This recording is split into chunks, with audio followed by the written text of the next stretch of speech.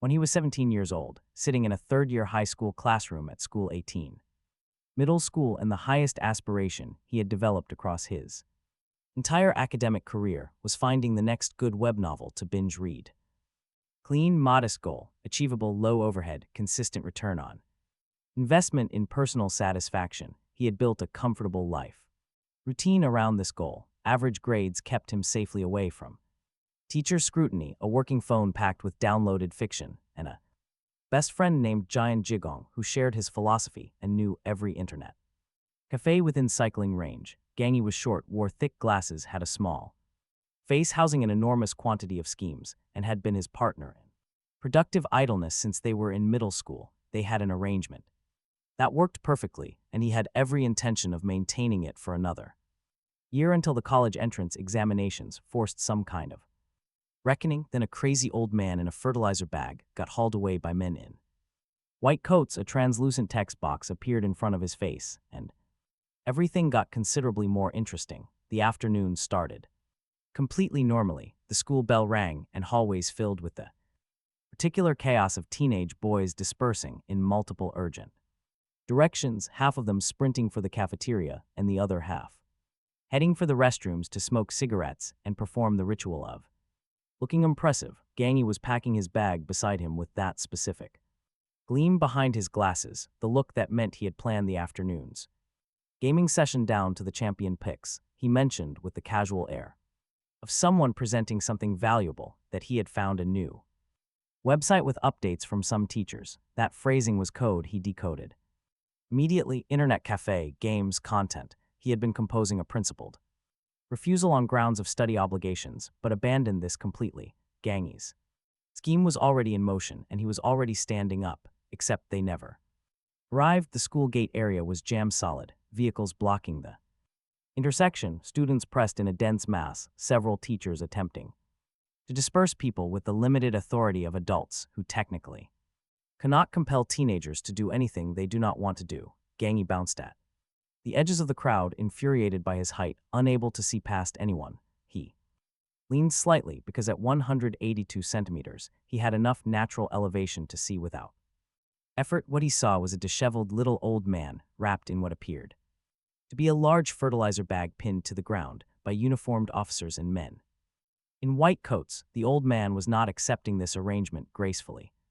He was kicking, struggling with his head held up, and shouting with real energy about being the county magistrate of Yumzhou, personally appointed by His Majesty the Emperor, demanding in the most commanding voice he could manage that these audacious, unruly, treasonous citizens release him immediately. He was genuinely furious. He also appeared to have lost track of approximately what century he was in. One of the officers told him the Qing dynasty had been finished for over 100 years, slapped the back of his head with visible impatience, and then all of them together carried the old man into the waiting vehicle like a piece of stubborn cargo. The police car and the ambulance drove off with sirens blaring, and the crowd slowly dispersed, students whispering about the chaos they had witnessed. Gangi had heard the crazy old man's name. I am no, his friend's exact name. Same characters, same pronunciation, everything. Gangi pointed at him as it clicked, laughing like someone sharing a joke with the guy who became the punchline. He doubled over, laughing with the pure, chaotic energy of finding the ultimate joke. The kid was practically folded in half, desperately grabbing his own knees while his glasses nearly slipped off. Imno just stood there blankly. Not because he missed the joke, but because a glowing, blue, holographic screen had just manifested right in front of his face.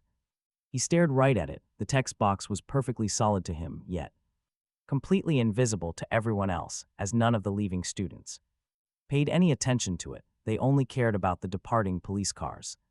Gangi kept howling with laughter, totally clueless. Imno stood frozen, reading. This system was displaying a historical profile, not his, but another man's. A county magistrate from the ancient Great Gan dynasty, who shared his exact name and lived a brutal, tragic existence. The screen laid it out in neat panels. At age 8, sent from a poor family to the elite Digumyun Academy, suffering years of relentless bullying. At 18, he began the civil service exams and failed 9 straight times over 9 agonizing years, mocked by everyone. His childhood fiancée abandoned him, the daughter of the Chu family. grew tired of waiting around for a broke scholar who could never pass. Drowning in grief and rage, the young scholar swore a classic bitter oath. The classic vow, 30 years east of the river, 30 years west of it. Never underestimate a poor youth. At 28, he finally passed, becoming a scholar, but that very night, bandits brutally murdered both of his parents. The killer was the notorious soul-severing, life-taking Blade, Shattered. The magistrate joined an armed convoy to hunt them down while studying. He trained like a man possessed, completely ruining his physical health. Through overexertion, yet in that broken state, he somehow unlocked a legendary, evil-slaying sword style. Armed with this power, he got revenge. He returned to his studies, rising through the ranks, at 37. Spring exams to become a scholar, and his wife became pregnant, at 38. He passed the highest imperial exam and became magistrate of Yangzhou. His wife bore twins. His life seemed perfect, despite his crippled body. But on the road to his new post, tragedy struck. He was ambushed by the soul-chasing, life-taking swordsman, a lethal ally of his old enemy. His cultivation was shattered. He was thrown off a cliff, falling into a parallel world called Blue Star. Talk about an absolutely miserable life. Felt a brief wave of pity, or maybe just empathy, or maybe just some literary appreciation for a well-made backstory. Then he noticed two glowing buttons right at the bottom. One said yes, the other said no. The system asked if he wanted to learn the advanced secrets and technology of Blue Star to survive. To return to Dagon and change his fate, he pressed yes before even finishing processing what he was reading. He did not hesitate, nor did he examine both options. He clicked yes with the absolute conviction of someone who had read thousands of web novels and recognized exactly what was happening here.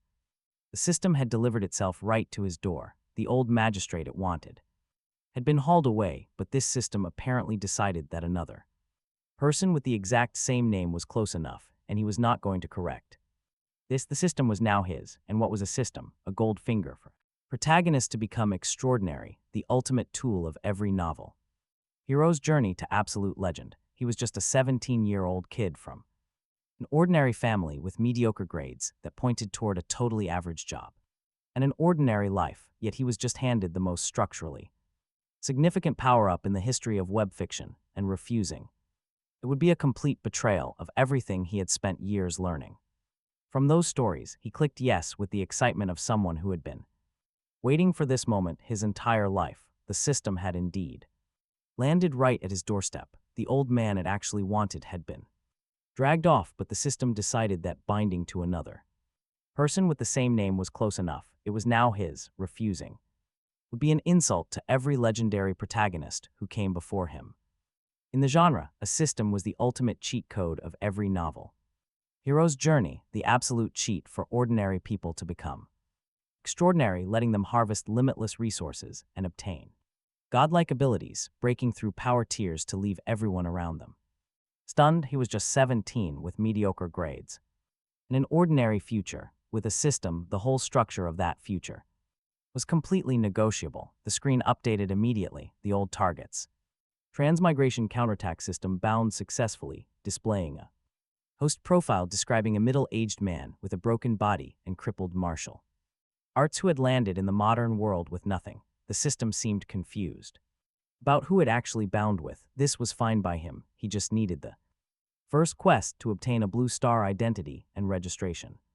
The reward was a bone-shaping pill. He turned to Gangi, who was laughing, and told him something had come up and he needed to go home. Gangi started arguing about the internet cafe and the new website, but he was already walking behind him. He heard their homeroom teacher, Jin Gong, asking Gangi in a calm voice what website they mentioned. He felt a sudden pang of guilt, which he quickly channeled into running even faster. This quest was not going to wait for him to feel bad. Running all the way home, he threw open the door loud enough to startle his mother, Jiang Seihua, out of the kitchen with her spatula raised, waved vaguely in her direction, and locked himself in his bedroom. He yanked his card out of the drawer and held it up. The quest status updated to completed for a real transmigrator, someone who had materialized in a modern city with no papers, no registered address, and no verifiable existence in any government database, getting a legal identity. Getting this would normally be a highly risky, creative ordeal. But for him, it was like reaching into a drawer, the legendary bone-shaping pill. materialized in his pocket with a familiar, heavy weight, pitch black and round.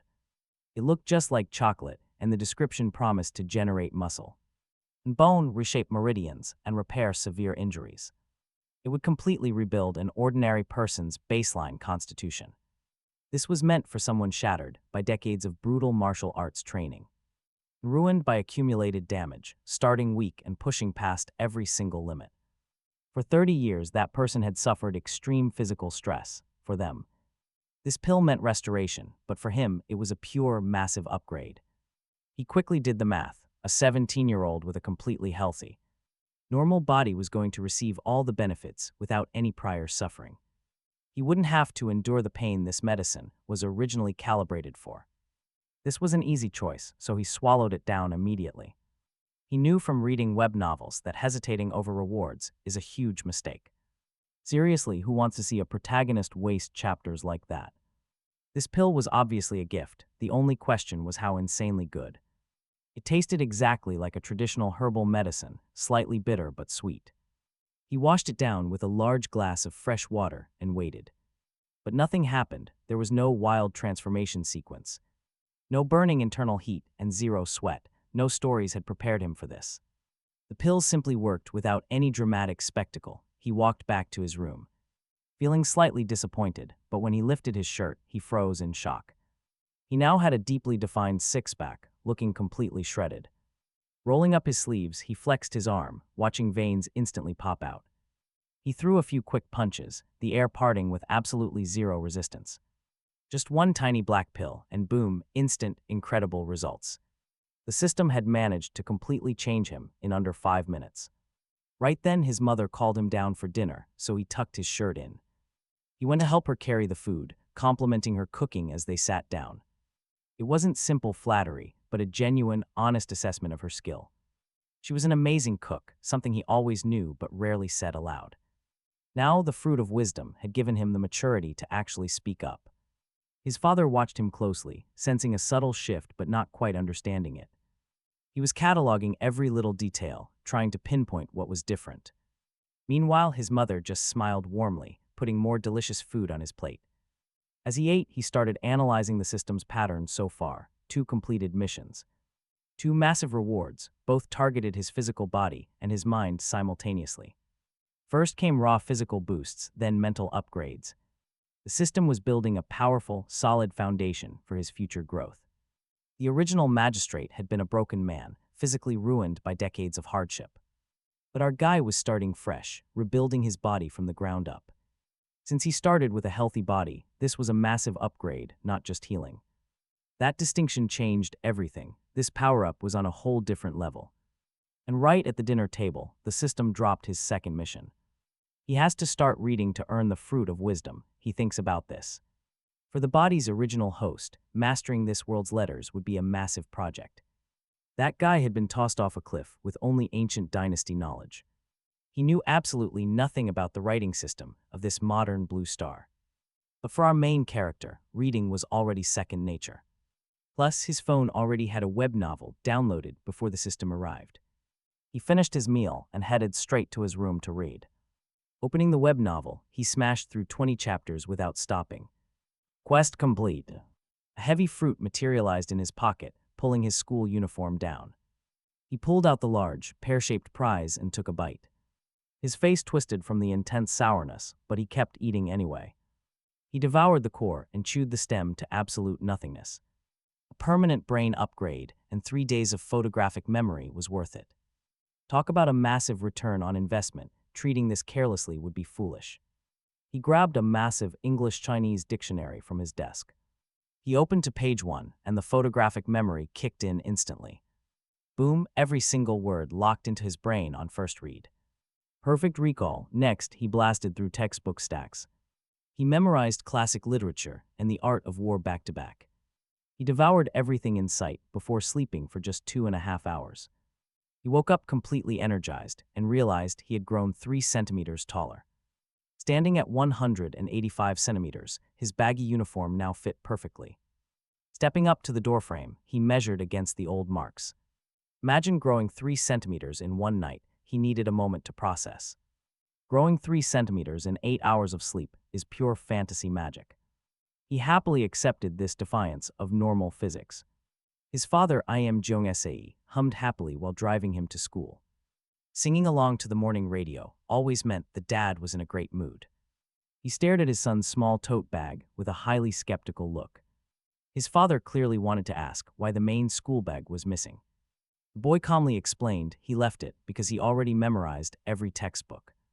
The dad stared at him over his glasses at the red light. He was trying to decide if his son was playing a prank. He let it go. Walking through the school gates, he left his father in deep thought. Just then Chu Jieojong walked over from the street vendors. She was his desk mate and the undisputed beauty of their class. Gorgeous eyes, pale skin, and a cute curly ponytail that turned heads. Even the plain uniform looked like high-end designer wear on her. She quickly fell into step beside him, giving him a curious look. Halting in her tracks, she immediately noticed his massive change. She immediately accused him of wearing height-increasing insoles in his shoes. He denied it, but she was not buying his excuse at all. She demanded he take his shoes off right there to prove it. Removing shoes in public was both highly impractical and a massive biohazard for bystanders. They walked through the gate still debating the evidence, while his father, parked roadside to watch them, let out a grunt that suggested he had already made up his mind and drove off. In the classroom, Gangi practically tackled him with insane energy, launching into a detailed story of what happened after he left. The homeroom teacher had caught Gangi pitching the new website, called his parents, and gave a savage earful about his character. Poor Gangi spent the night receiving what he called a double-teamed beating from both parents. His allowance was totally cut off. His backside was still aching too. He asked him with real curiosity why he didn't just make up some clever lie instead.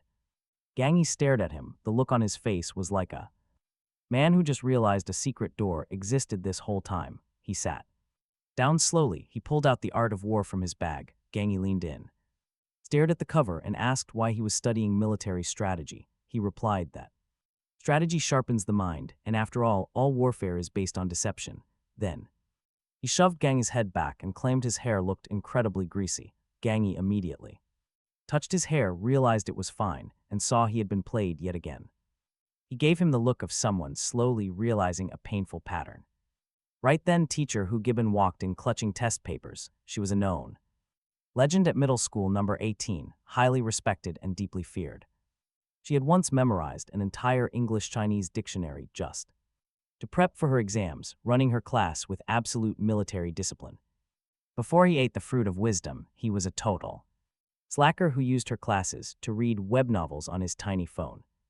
He used to score in the 20s and 30s entirely through blind guessing on multiple choice and copying random text to fill out the essays. She handed out the tests and started patrolling. He grabbed his pen and blasted through the questions. Multiple choice was a breeze, all correct from memory. Fill in the blanks was the same, reading comprehension flawless. When he reached the essay needed clarification on a small formatting issue, he calmly raised his hand. Asking the teacher for help made the entire classroom go dead silent. Gangi's eyes nearly popped right out of his skull. Chu Giljio's hand froze. Mid-sentence, teacher Hu Gibbon stared, processing his request with a cold voice reminding him this was an exam. He calmly offered to just hand what he had completed without the essay. She let out a strange, stunned grunt and marched over to inspect his paper. She scanned his multiple choice, his fill-in-the-blanks, and his perfect reading comprehension. Stunned, she hit the blank essay section. After standing frozen for a moment, she grabbed his paper to the front, explaining the essay format to him in extremely precise and generous detail, right there during the exam with 30 shocked classmates watching.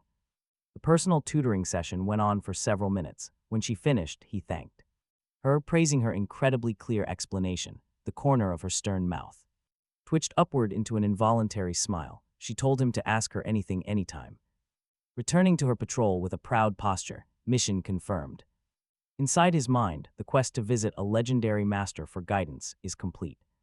He receives the Great Vajra Palm, a southern Shaolin secret technique cultivating both internal and external force. He must tread carefully with his routine physical movements from now on, during school break. After exams, he and Gangi head to the second-floor restroom. Zhang Jie, Gabby, and 5 other thugs with unbuttoned uniforms and lit cigarettes blocked the entrance. They trapped them inside. Seeing this, the other students finish their business in a hurry and leave. Anyone walking up sees the tense setup and turns back. Gangi recognizes 2 of them as members of the Jason gang, a rough group of local punks. Led by a fierce fighter named Dagu. Reportedly, Dagu is a dangerous guy with family backing, making the school teachers treat his gang with far too much caution. Now this group is here because they did not like him walking to school with Chu Jio that morning. He hands Gangi his phone to record the entire fight from behind. With shaking hands, Gangi takes it, hides behind a bathroom stall, and crouches. He steps toward the 7 punks, politely asking if they were looking for him. The clash is over in seconds. A phoenix spreads wings strike sends 2 crashing. Before they can even move, a Bodhidharma brushing sleeves attack drops 2 more. His 8 steps to chase the cicada footwork easily outmaneuvers anyone trying to flank him. To the shaking Gangi filming this, it must have looked incredibly dramatic. But from the protagonist's own perspective, everything feels completely slowed down, like effortlessly gliding through a deep body of water that offers absolutely no resistance. The ancient martial arts flow naturally without him even thinking about them. The legendary footwork pattern of the 8 steps to chase the cicada feels like an elegant dance that carries his body forward with each step, landing perfectly under his feet with the absolute inevitability of gravity itself. The immense control from his great Vajra palm ensures every strike is measured, handling the threats without leaving injuries he would have to explain. To the teachers, the muscle and bone shaping pill has rebuilt his body, giving him insane reaction times that are completely superhuman. Combining this physical boost with his elite techniques makes fighting 7 opponents feel as effortless as having a slightly casual conversation with friends. In fact, the entire fight is over in the span of a single sentence. Zhang Jie and Gabby are the only ones left standing. He grabs them by their collars and demands to know who sent them. Terrified, they confess that Dagu ordered the ambush because he saw him walking at the school gate with Chu Jio. The protagonist immediately sends a stern message back to Dagu. Any future trouble will result in immediate consequences that he described with 0 room for debate. They agree completely. System alert, mission complete. For getting along with peers, he receives 1 cubic meter of storage space. Talk about a weird definition of friendly peer relations, but he is certainly not going to complain.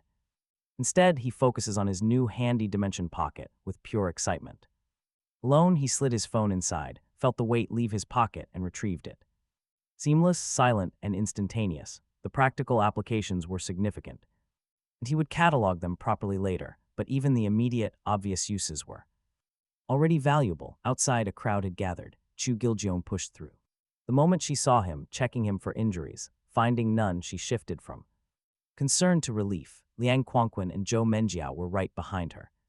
Wanting details, he looked at Gang Yi, suggesting he should probably wash his hands, because he thought something had gotten on them during the confusion. Gang Yi asked what was on them, but he replied he might be misremembering. Gang Yi insisted loudly and with escalating distress that absolutely nothing had gotten on his hands, while Chu Giljeong and her friends laughed hard enough that Liang Quangquan had to lean on the wall. He admitted he was probably wrong, suggesting they head back to class, walking away with Chu Giljeong catching up beside him.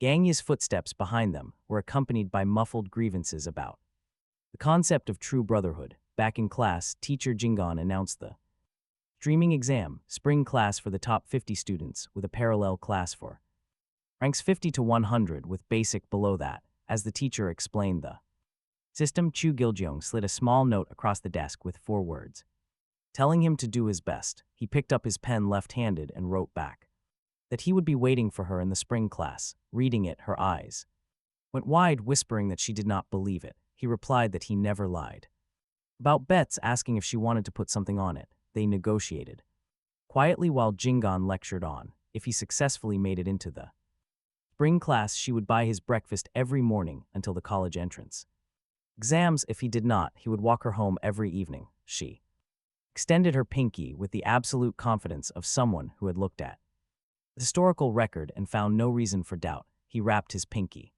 round hers, pressing their thumbs together to seal the deal. The afternoon light fell across their joined hands for a moment, and Chu Giljeong turned to look at the front of the room, her ears flushing a light pink. The lunch break brought a larger confrontation. Dagu had gathered 20-some people in the small garden behind the school, apparently having determined that 7 people were not enough because honestly, more numbers rarely fix a massive skill gap. Someone in the group had brought a phone with an external speaker playing aggressive music at distorted volume. Dagu stood at the front of his assembled gang with the bearing of someone who considered this moment highly significant. A new mission popped up as he walked across the school grounds toward the garden. The system described a middle-aged man with a crippled body and depleted internal energy, needing to survive a highly lopsided assault, offering the legendary treasure appraisal technique as a reward.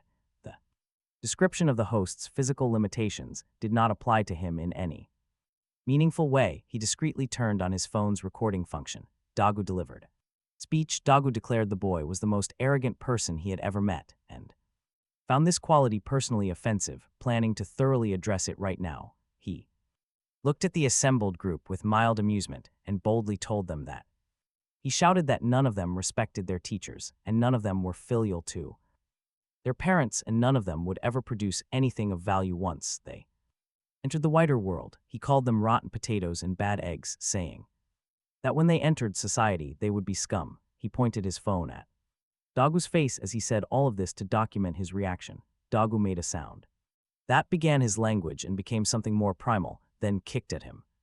He caught his ankle in midair. He began moving backward at 8 steps to cicada speed, which was considerably faster than Dagu could maintain on one foot, and his hip joint was forced to negotiate an angle it had not prepared. For the sound his trousers made when they gave way was highly distinctive. His followers rushed in from several directions. He swung Dagu right into their path. As a buffer, his own people's punches and kicks landed on him while he moved in and out through the crowd 7 times without taking contact. His footwork tracked through gaps that closed slower than he moved. Dagu eventually ordered everyone to stop because he could no longer absorb the impact. He set him on the grass and stepped away, confirmed the footage on his phone, and waited.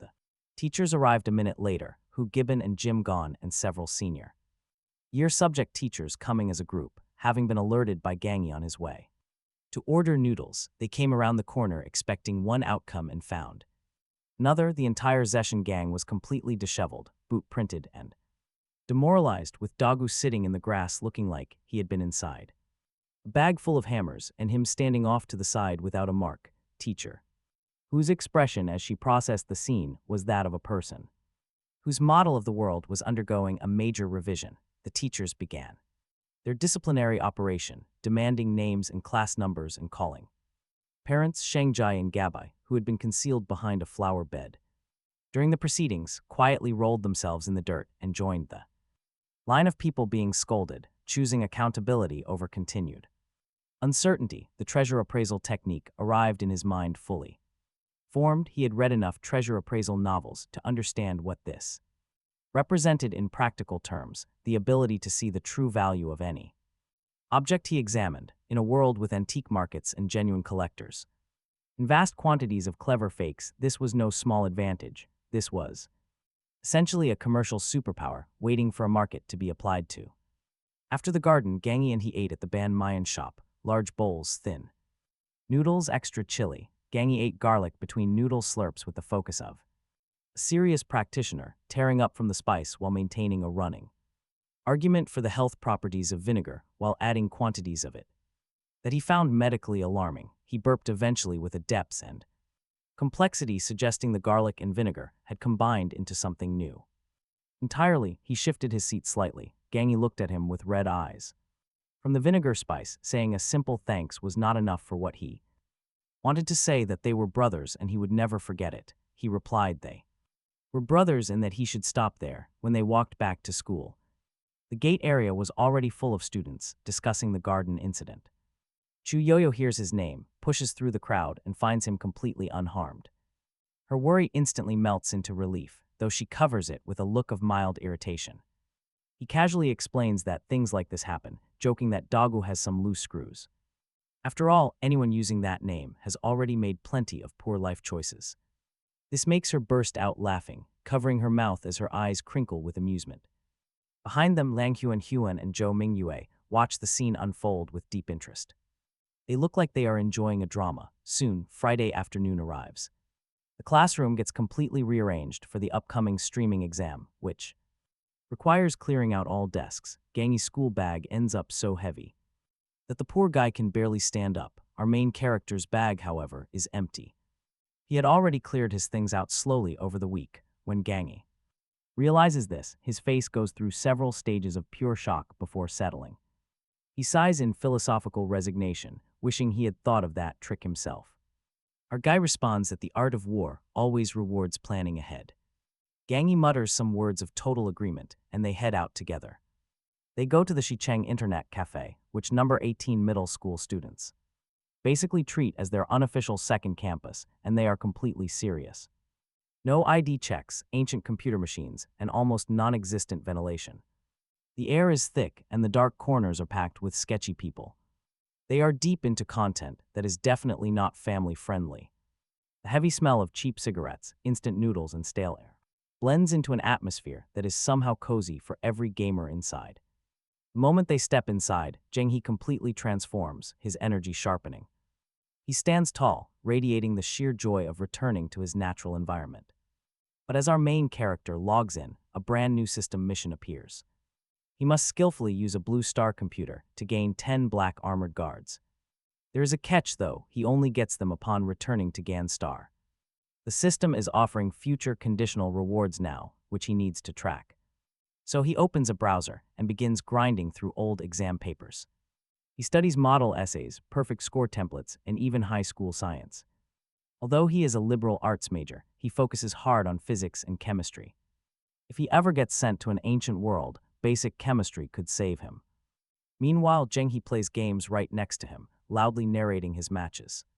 He gives a running commentary on his own play, completely in his element. He occasionally looks over, asking if our guy is seriously studying documentaries. Our MC just nods, while Zheng He continues gaming with absolute enthusiasm. Zheng He has started an intro bot match to warm up his skills first. He describes his own champion performance in real time, narrating every single kill. He acts like he is a pro playing for a massive crowd. Hilariously, he dies 3 times in this bot match, losing to AI. This means he is somehow getting beaten by bots he easily crushed before. But that does not stop his proud commentary for a single second. He somehow clutches the win and turns to our guy with a triumphant look. He demands to know if his epic play was witnessed, getting a polite nod. Zheng He tells him to log in and play. Our MC says he just needs a moment. He was right in the middle of researching ancient water systems. Knowing how they worked was crucial, controlling irrigation in agricultural society meant food production, which controlled population loyalty. This seemed like the exact survival knowledge a modern person would need. In a pre-modern world, luckily, the internet in this era was a remarkable tool for this exact kind of thorough preparation. Anything he could think to search, someone had already written about and organized. They argued in forums, corrected errors, and always posted the final corrections. After digesting the academic files, he dug through forum archives for survival tips in historical periods, because if Gan Star was a real future destination, he needed to think about it practically. The internet's collective wisdom covered learning local languages and protocols. Before arriving, keeping a low profile about unusual knowledge, mastering basic medicine, and understanding social hierarchies. He needed to map out social dynamics and avoid those foolish mistakes of drama protagonists, people who prioritize feelings over survival. He studied this at length, building a checklist of things he would absolutely never do. No matter what, suddenly the mission was complete. While he was reading, System confirmed his skillful computer use. No immediate reward, but future promise was noted. Just then, Gangy noticed the empty battery slot on his electric scooter, pointing right at it, with the annoyed face of a person receiving small but unwelcome news. 5 yuan spent on internet time, 500 yuan of battery lost. He looked at the security camera above the cafe door, analyzing the local setup.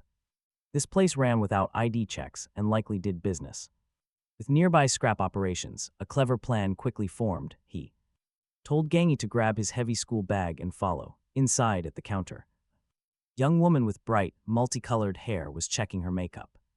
In a small mirror, he leaned on the counter in a highly conspiratorial manner. Like someone sharing a juicy secret, asking quietly if she happened to know a place nearby that bought scooter batteries. She looked up, sized him up, approved of his vibe, and pointed out a scrap. Recycling station 200 meters to the right, handing over a card. Like she had done this many times before, he thanked her, warmly promising to buy her spicy hot pot once he got cash. And walked out. Gangy followed close behind in a complete daze, completely lost. By the whole scene, he asked what his friend was planning. The guy replied that it was a honey trap, borrowing a knife to do the work. Gangy joked that the art of war was being used for a simple battery theft. He countered that the principles were universal, walking those 200 meters. Took them past a row of small shops and a dumpling restaurant. Serving the late lunch crowd, they passed a laundry shop with packed folding tables visible through the window. At the end of the block behind a concrete wall with a hand-painted sign was the local scrapyard. The place sits in a quiet residential area, managed by a short, middle-aged man sitting outside. A novel rests on the man's lap, featuring a cover from a popular urban cultivation genre. It features the classic overpowered hero, prominently displayed right on the front, complete with a title promising the protagonist some insane supernatural cheat. The man is deeply hooked, looking up as they arrive with a slight glare like anyone interrupted during a great chapter. Through the gate behind him, 4 bald guys wearing thick gold necklaces are busy eating barbecue and drinking cold beer, loud and comfortable in that easy way of people who have set up their afternoon exactly how they want. An old van is parked near the courtyard with various goods visible through its open door. Suddenly, his appraisal technique activates as he scans them. Clean labels pop up over each necklace: pure gold 39.20 yuan, gold-plated silver 10.30, pure gold 40.50, sand gold 2.50. He notes this, letting old Joe lead them through the room and out to the back shed where batteries are stored. The Genghis battery sits in the corner, recognizable. He secretly films everything while discussing future supply arrangements with old Joe, speaking with the easy confidence of someone who has steady volume and highly reliable supply chains. Joe grows enthusiastic. Watch closely. He steps aside to make a call, explaining everything in 2 sentences to Officer Chu Jianjun, receiving instant confirmation that he is on his way. Suddenly, the yard gate flies open with a loud crash. Officers quickly subdue the barbecue crew before any of them can even stand up. Meanwhile, old Joe stands in the shed doorway, looking between Officer Chu Jianjun and him, and back again, looking like a man whose entire understanding of the last 20 minutes has completely collapsed. He had been planning a profitable partnership, but now he is wearing a pair of shiny handcuffs. The officer confirms over 30 batteries in storage, accepting his video recording as key evidence, noting this kind of documentation saves everyone serious time. Officer Chu has him give a statement at the station, which takes up the rest of the afternoon. The precinct has that classic institutional smell of any building where real work happens at all hours: strong cleaning products, stacks of paper, and a heavy underlying scent of continuous authority operating around the clock. The process of giving his statement is incredibly straightforward. Sit across from an officer, answer their questions in order, verify the written report is accurate, and then sign. The investigator, taking down his words, is young, thorough, and asks very sensible, clarifying questions. When he presents the video recording, the officer's face does that thing where a pro realizes things went way better than expected, struggling to hide his satisfaction. Afterward, Officer Chu invites him to eat in the station cafeteria before driving him home. Surprisingly, the precinct food is excellent and quite varied. During the drive home, the officer asks if he's dating his niece. He clarifies very carefully that he and Chu Xiaoging are just close deskmates with an excellent relationship. Officer Chu gives him a knowing look, having clearly already made up his mind. He asks if he likes her, making him laugh in the nervous manner of someone avoiding a direct answer while technically making a sound. The officer says if he likes her, he must pursue her boldly, leaving no regrets, and then he sings a piece of a song to illustrate his point, entirely off-key. He pointed out his neighborhood entrance as they drove past. Drop him there. Right there at the gates. Back home, his parents were already waiting. Armed with a belt and feather duster, he confessed everything to them. By the end, those weapons were quietly put away. his mother sighed. Doing good is fine, she insisted, but his safety always came first. His dad asked about food. He praised the police station cafeteria highly. Civil servant life was looking pretty good, at least for the meals. They laughed but quickly stopped. Mom brought up the car promise next. He used that distraction to slip away. Day one was finally over. Early Saturday morning, Gangi knocked at 6:30, holding fresh Rojimo. He was still half asleep, looking at the food he spared him. Gangi swapped his shoes politely and headed to the bedroom while he washed. He stood in the center, staring at books spread across every surface. The Art of War, 36 Stratagems, Old Poetry, and the I Ching.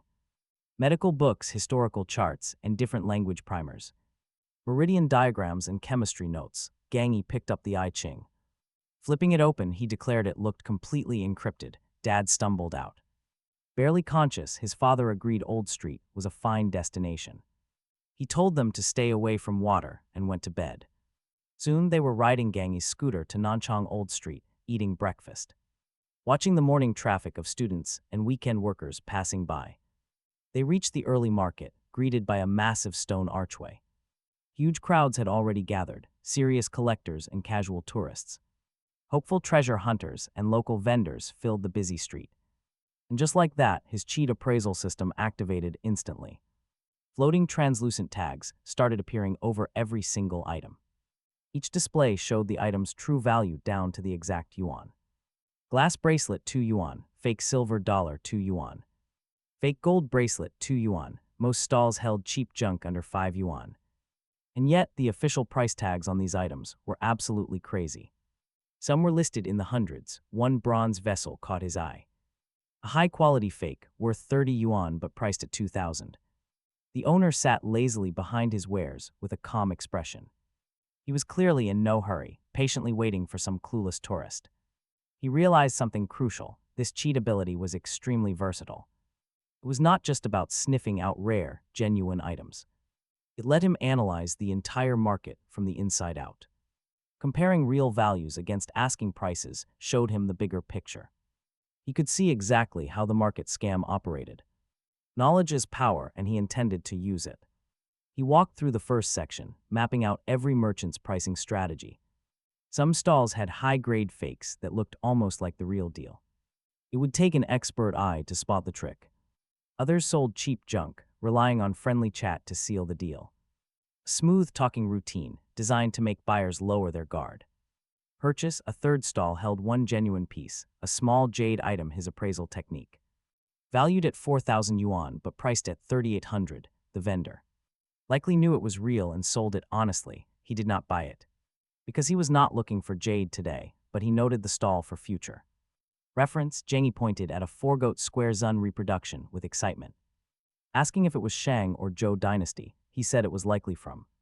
Last week, several passers-by laughed. The stall owner looked completely exhausted.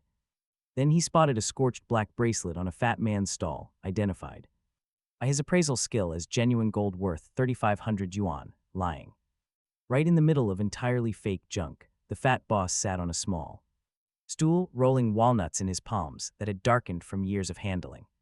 His stall displayed standard 2 yuan dollar store items with highly optimistic price tags. He stepped right up to it and began asking questions about birthday gifts loudly enough for passersby to hear. When the boss pulled out a jade cicada and asked 1,000 yuan, he announced loudly that a jade cicada was traditionally used to plug a corpse's mouth, placed under the tongue in ancient burials, then asked if he was seriously recommending it. For a happy birthday or a somber funeral anniversary, the boss put it away and pulled out a pine longevity plaque. He pointed out it had a single tree, meaning a lone tree could never support a house, and featured a green turtle which had some pretty bad cultural meanings for anyone who knew the local slang. He then showed a landscape carving with no water, which he noted meant zero wealth. The boss showed another landscape with mountains, water, and an old man. He pointed out the toothless old man sitting with his back to the mountain as the water flowed away below him, and Jengi, who had been following the breakdown with sudden realization, caught the hidden meaning, immediately shouting it out with the pure joy of cracking a secret puzzle. He sounded like he just cracked a major puzzle, around 15 nearby. Onlookers burst out laughing at the sheer absurdity. The red-faced fat boss just told them to pick anything and leave him alone. He grabbed the scorched black bracelet along with 2 shiny fake ones and offered 5 yuan for all 3. The boss did some quick math on his dignity versus actual losses, deciding that losing a little cash was better than continuing. To be a laughingstock for the crowd, honestly, what a masterclass. He tucked the black one into his pocket, tossed the fakes to Jengi, and told him they made excellent toys for his 2 cats, then headed straight to the gold recycling shop down the street. The young clerk at the counter stared at the scorched bracelet, then at him and then at the door. He asked for the price, 260 yuan per gram. He told the clerk to test the bracelet. The man snipped it with professional shears and looked at the shiny cross-section in absolute silence. He ran the scanner, 999 purity. He asked for a receipt. He replied that he bought it at a street stall 3 for 5 yuan, so no receipt existed. The clerk stared at the ceiling for a moment, calculated the weight, handing over 3,484 yuan. Outside, Jengi eagerly asked if the other 2 bracelets were also real. He told him they were just copper-plated. Jengi nodded with the expression of he looked like someone who just got slightly disappointing news. They each bought 2 sweet candy haws from a street vendor. Jengi had been staring at them since they first arrived. The vendor coated the fruit in sugar that cracked beautifully on bite. Delicious. As they walked, Jengi started sharing a highly detailed comparison, ranking every single candy haw he had ever tasted in his life. He had apparently built an entire secret leaderboard over the years. The young man listened quietly, nodding along to the crazy tier list.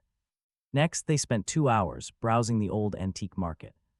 This section was far more serious, packed with dusty old goods. They saw ancient books, delicate porcelain, and vintage wooden furniture. His cheat system scanned every single item they passed. Cheap fakes, artificially aged, completely worthless imitations. Not a single genuine relic existed here. Talk about an absolute letdown. He had godlike appraisal skills, but absolutely nothing to use them on. Soon they stopped for lunch at a historic drama-themed tavern. The servers wore traditional outfits while a martial arts show played. Jengi was totally glued to the screen. Meanwhile, he poured tea. Suddenly, the system flared, a purple clay teapot worth 250,000 yuan. He carefully set it down and asked a server about its price. The worker shrugged, claiming it was a cheap replica worth just 280 yuan. They quickly finished their large meal, and he headed straight for the payment counter. He walked up with the priceless clay teapot tucked under his arm. Paying the bill, he added 280 yuan for the broken pot. Then he walked out before anyone could ask any confusing questions. Jengi followed closely, looking completely baffled. They headed toward Bagu Pavilion. This shop across the street felt like a highly professional establishment. It featured actual glass cases displaying several genuine relics. The layout was museum quality. He approached the front desk clerk. He announced he had a family heirloom to sell, so the clerk called their appraiser. Out stepped teacher Hu Shuo, a small elderly man wearing a classic tang suit. He delivered a highly practiced introduction with obvious pride. Putting on crisp white gloves, he lifted the clay pot with immense care. He examined the fine details from every single angle. After spotting the master signature under the lid, he inhaled near the spout. He declared it to be a rare masterpiece from the past, specifically a late Qing dynasty creation, praising its delicate lotus design. He was deeply impressed by the carvings, claiming he could still smell the tea. Sitting nearby on the sofa, Jengi tried his absolute best to hold back. Almost choking on a laugh, he desperately forced it into a sudden fake cough. After a moment, the old expert finally named his price. He offered 300,000 yuan, surpassing expectations. The system appraisal had estimated only 250,000. A heavy silence fell as both men stared each other down. It was a pure poker face battle between 2 incredibly sharp negotiators. The buyer knew. He appraised the teapot at 250,000 and offered 300. He believed the true market value was higher than his offer, possibly way higher. He wanted to close the deal right.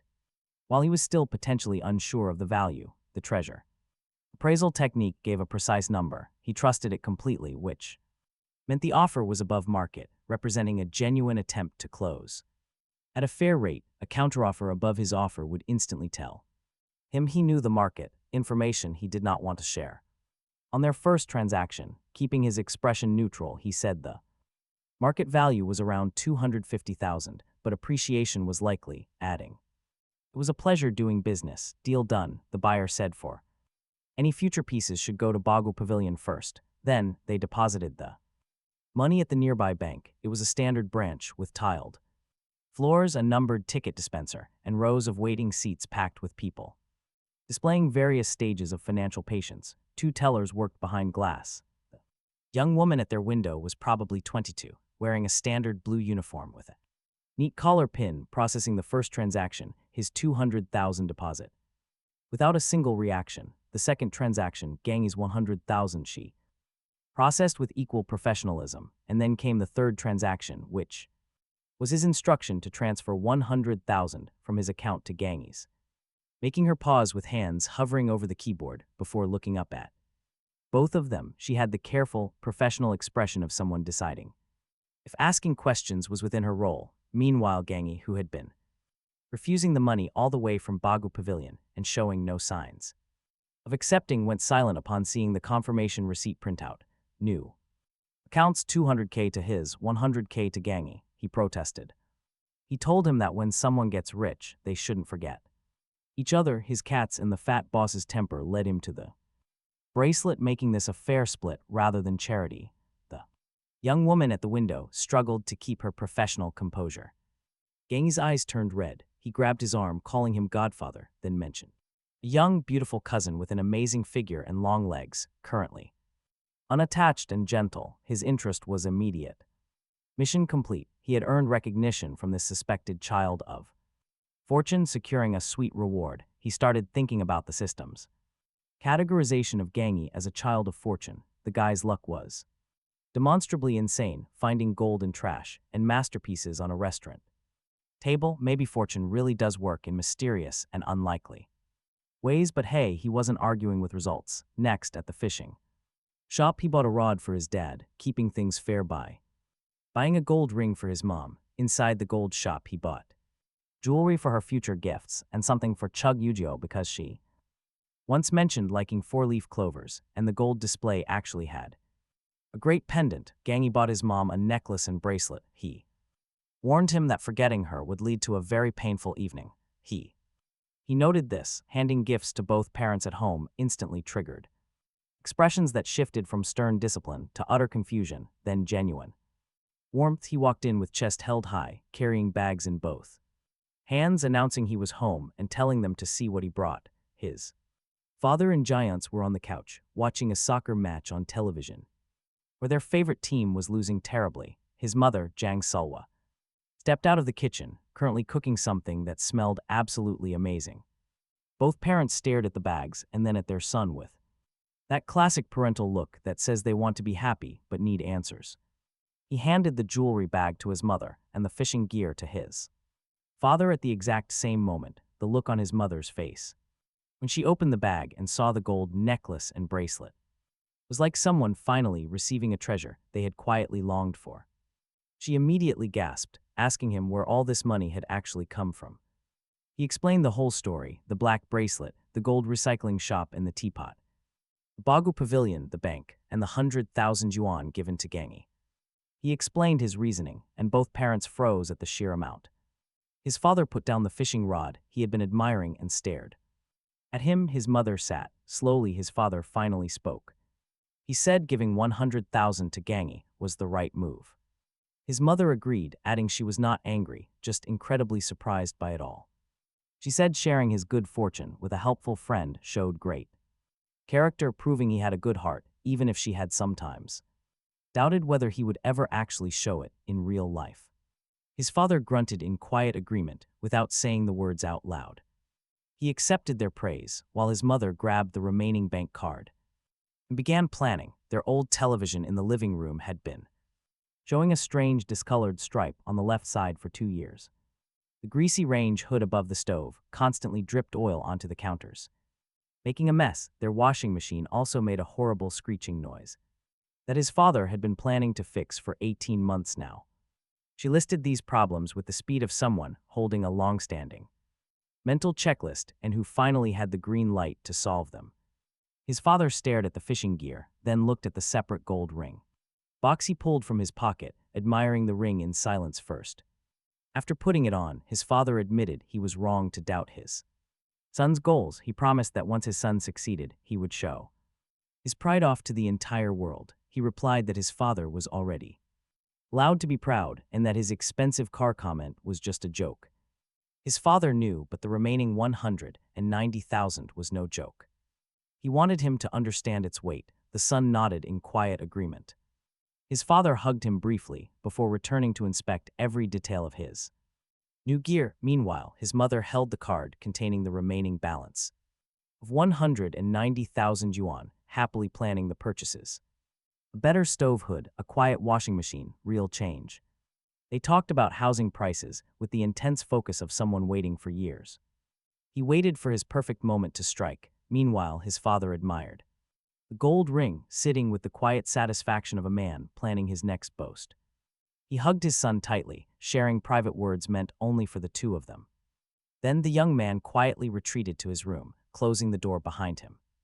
Outside, his parents were still talking. His mother's voice carried through the wall, mapping out the exact neighborhood she had been keeping an eye on.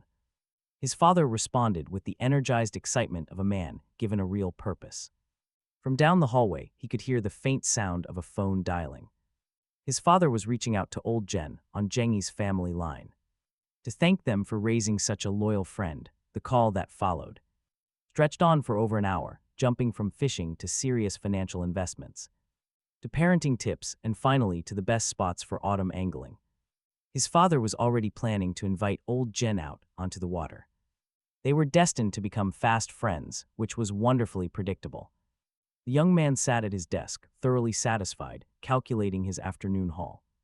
He earned 3,484 yen from the gold bracelet plus 300,000 from the teapot, totaling over 303,000 yen from one Saturday run. He kept 203,000, giving Zhengyi 100,000 share. That treasure appraisal cheat had already paid for itself 100 times over. Talk about a massive, unbelievable payoff. The system was being incredibly generous. He cleared 9 missions in 2 days, earning insane rewards. Physical upgrades, high-tier martial arts, and infinite storage space. A clear pattern was emerging, perfectly tailored to aid a new transmigrator. It systematically covered everything: identity, language, social integration, and wealth. He got resources, combat power, and financial freedom. Every single quest mapped directly to a crucial survival need. The setup was meant to restore a broken, aging martial artist. But since he was completing them from the absolute safety of modern life, every single challenge was a breeze, with zero real risk. The effort was minimal, making the final rewards nothing but pure profit. His inventory was packed. The muscle-shaping pill was already refining his body. That wisdom fruit gave him a permanent, massive brain boost. His spatial storage was fully active, alongside the legendary cicada movement technique. He had the Vajra palm ready, plus 10 gold tails in his storage. 10 elite black-armored guards were standing by on the Ganstar. Next up was the everlasting spring technique and his latest cash reward. He sat cross-legged on the bed, aiming his fingers to heaven and earth. Pressing the tip of his tongue to the roof of his mouth, he focused inward. He searched deep for his true chi, which flowed with complete ease. The magical bone-shaping pill had already cleared out all his blocked meridians.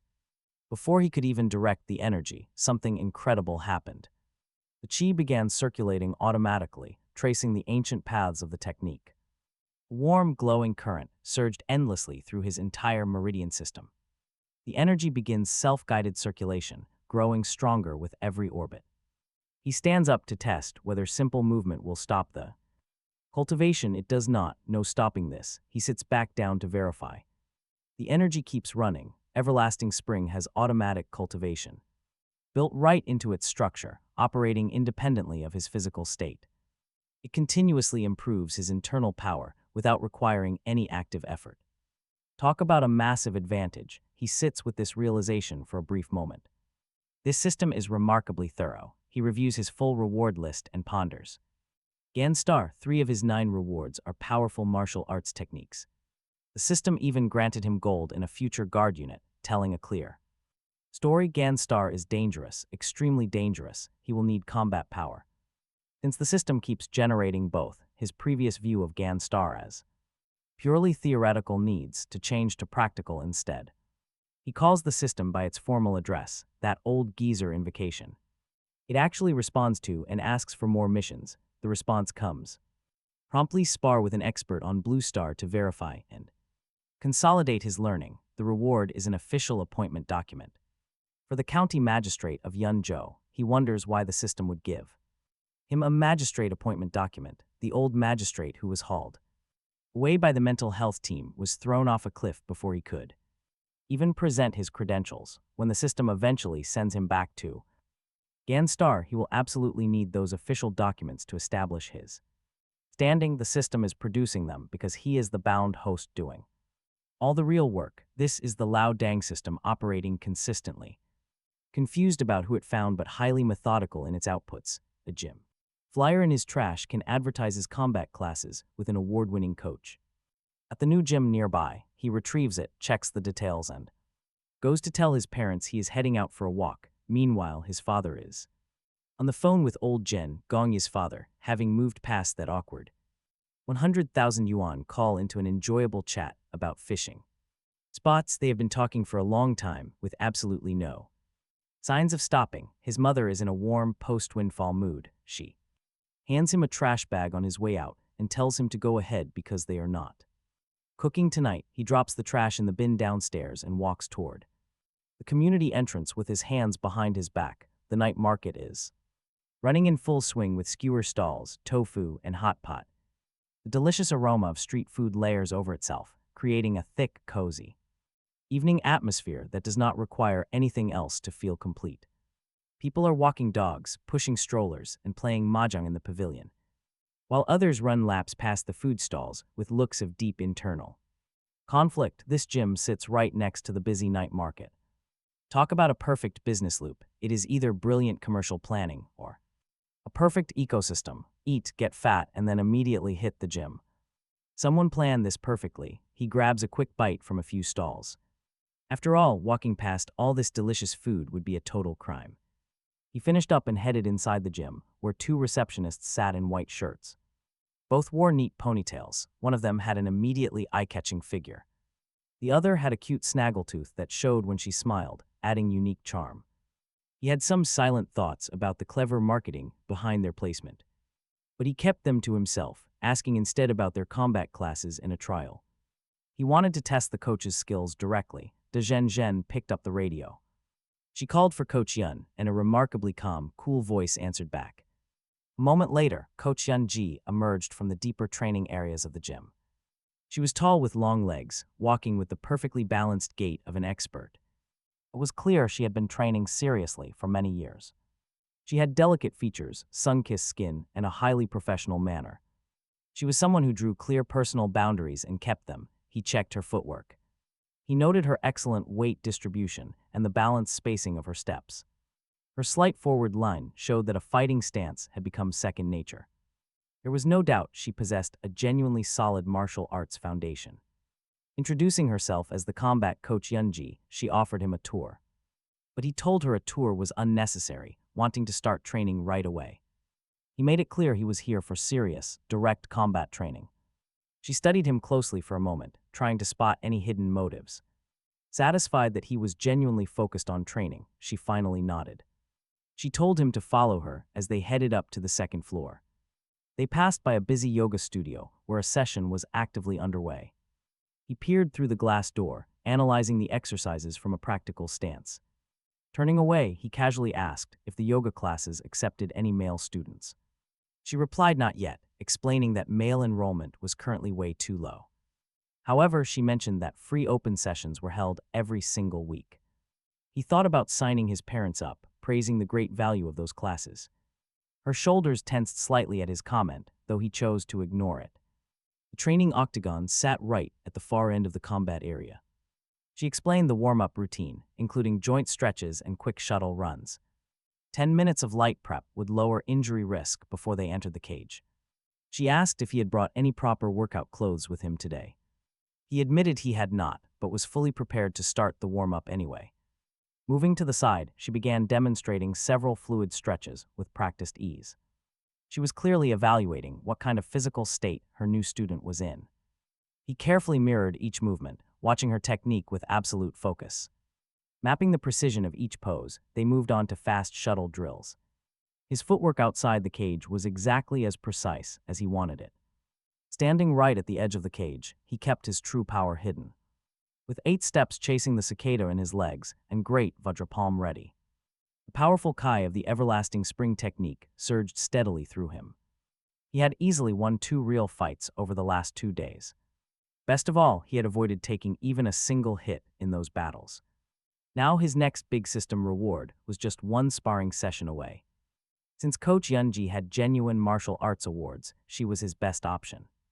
To the Blue Star expert required, oh, he was going to enjoy this. Outside somewhere in the city, the old magistrate was likely still locked away. Probably sitting in some ward, still shouting about his imperial appointments. Yelling about dynastic legitimacy, completely lost in the wrong century. He was still waiting for the system that had chosen a teenager instead. The kid had absolutely no plans to find him and explain the mix-up. The system kept giving missions, and he kept crushing them. The rewards were insane, giving him a photographic memory and endless storage. He now had automatic cultivation and 2 bank accounts, ready to win a bet. He was winning that wager, absolutely. Next up was a sparring match. They stood by an octagon cage that smelled of rubber and industrial cleaner. Ahead of him lay every single mission the system would eventually throw his way. He would drain every single coin before the system understood what he did. Clearly, the Laodong system had not found the right person for the job. It wanted a broken 58-year-old magistrate who would desperately beg for help. Someone who would struggle to return to a highly dangerous ancient world. Instead, it got a 17-year-old kid who had read thousands of web novels. He knew exactly how to exploit a cheat system, and it was about to learn that. It was about to learn the difference. He stepped up, asking Coach Youngji to begin. Before heading upstairs, he slipped into the changing room to find some training gear. He grabbed a standard trial set from the school's spare clothes supply. The gray gear fit well enough. He quickly changed his clothes. He checked his reflection, then followed her upstairs to start the routine. She started a stretching routine with the practiced ease of an experienced coach. She tested his range of motion, looking closely for any stiff areas. But there were none. He was perfectly flexible. It made her pause. She stayed quiet. During the shuttle runs, he acted like an ordinary fit teen. She watched him silently, then gestured for him to enter the cage. He followed her into the octagon. Inside, she laid out the absolute basics. She showed him where to place his hands and how to distribute his weight. She explained where his center of mass belonged and how to move smoothly. These were the core fundamentals of combat. She demonstrated each step slowly. Copy her, she said. He did, correctly, on the first try. Because he learned so fast, she moved through the basics much quicker. They reached the sparring stage way faster than a normal beginner ever would. They started out slow. She threw light, testing combinations to read him. She wanted to analyze his reaction patterns and see what he could do. He blocked, deflected, and countered using his secret Vajrapalm's technique. He controlled his power, blending it with 8 steps to chase the cicada footwork. His skills were clearly above a beginner, but not enough to raise immediate suspicion. She dialed up the pressure, and he easily matched her pace. The sparring intensity steadily climbed as she carefully mapped his abilities. During a brief break, she asked how long he had been training martial arts. His answer was simple: no formal training, ever. She went completely still. She stared at him intently, completely rewriting her mental evaluation of his potential. She resumed the spar, yet the overall quality of her attention had completely shifted. No longer just demonstrating for a student, she faced a genuinely worthy opponent. A clean trade of blows suddenly triggered a system notification. Spar with an expert on Blue Star to solidify what was learned. The system quest was complete. His official magistrate appointment document for Yangzhou would materialize back home. They kept sparring for another 20 minutes to avoid looking suspicious. Stopping immediately would be too weird. Coach Yang Ge was genuinely skilled. Their exchange was highly engaging. She possessed incredible speed and technique. Her sharp timing and distance control reflected years of grueling competitive training. He carefully regulated his output to look like raw, natural instinct. There was absolutely no need to reveal his true power level. At the end, she folded her arms and studied him with deep curiosity. Her intense expression suggested she had many more questions left unasked. She praised his unusual natural aptitude. He offered a polite thank you. She asked again if he truly lacked prior training. He claimed he had none. She urged him to return to develop his skills. He promised to consider it. He thanked her, bid the receptionists good night, and walked back out into the evening. The bustling night market smelled of sweat and delicious, hot fried street food. Back home, the official magistrate decree had already materialized inside his inventory. The elegant document was written in classical Chinese on beautifully weathered parchment. It formally granted him the prestigious position of county magistrate of Yangzhou. And honestly, who needs a medieval title in the middle of modern life? He placed the scroll carefully in his inventory right next to the gold bar, and the 10 taels of gold, filing it away for future use. With that settled, he went to sleep. Meanwhile, at the Zhen household, Zheng Yu would later explain how his parents debated the 100,000 yen. They spent a long time discussing whether they should contact his parents.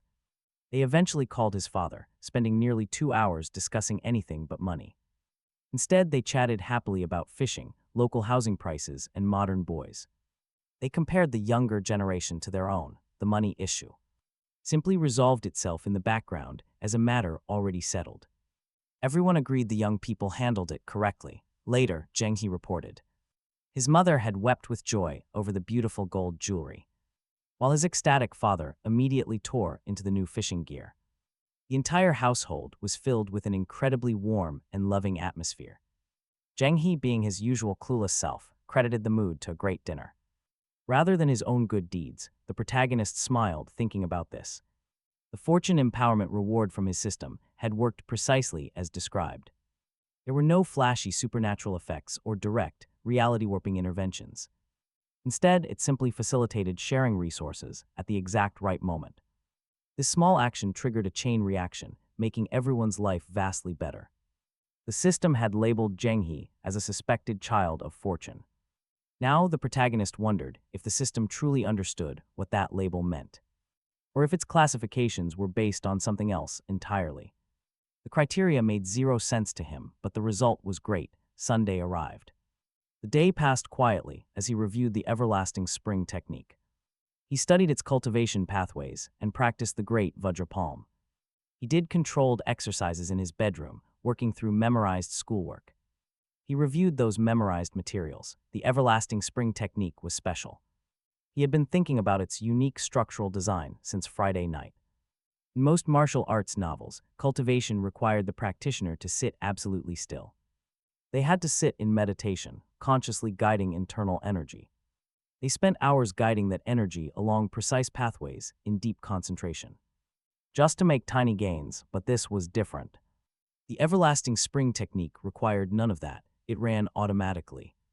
From the moment he activated it, the energy flowed along meridian pathways.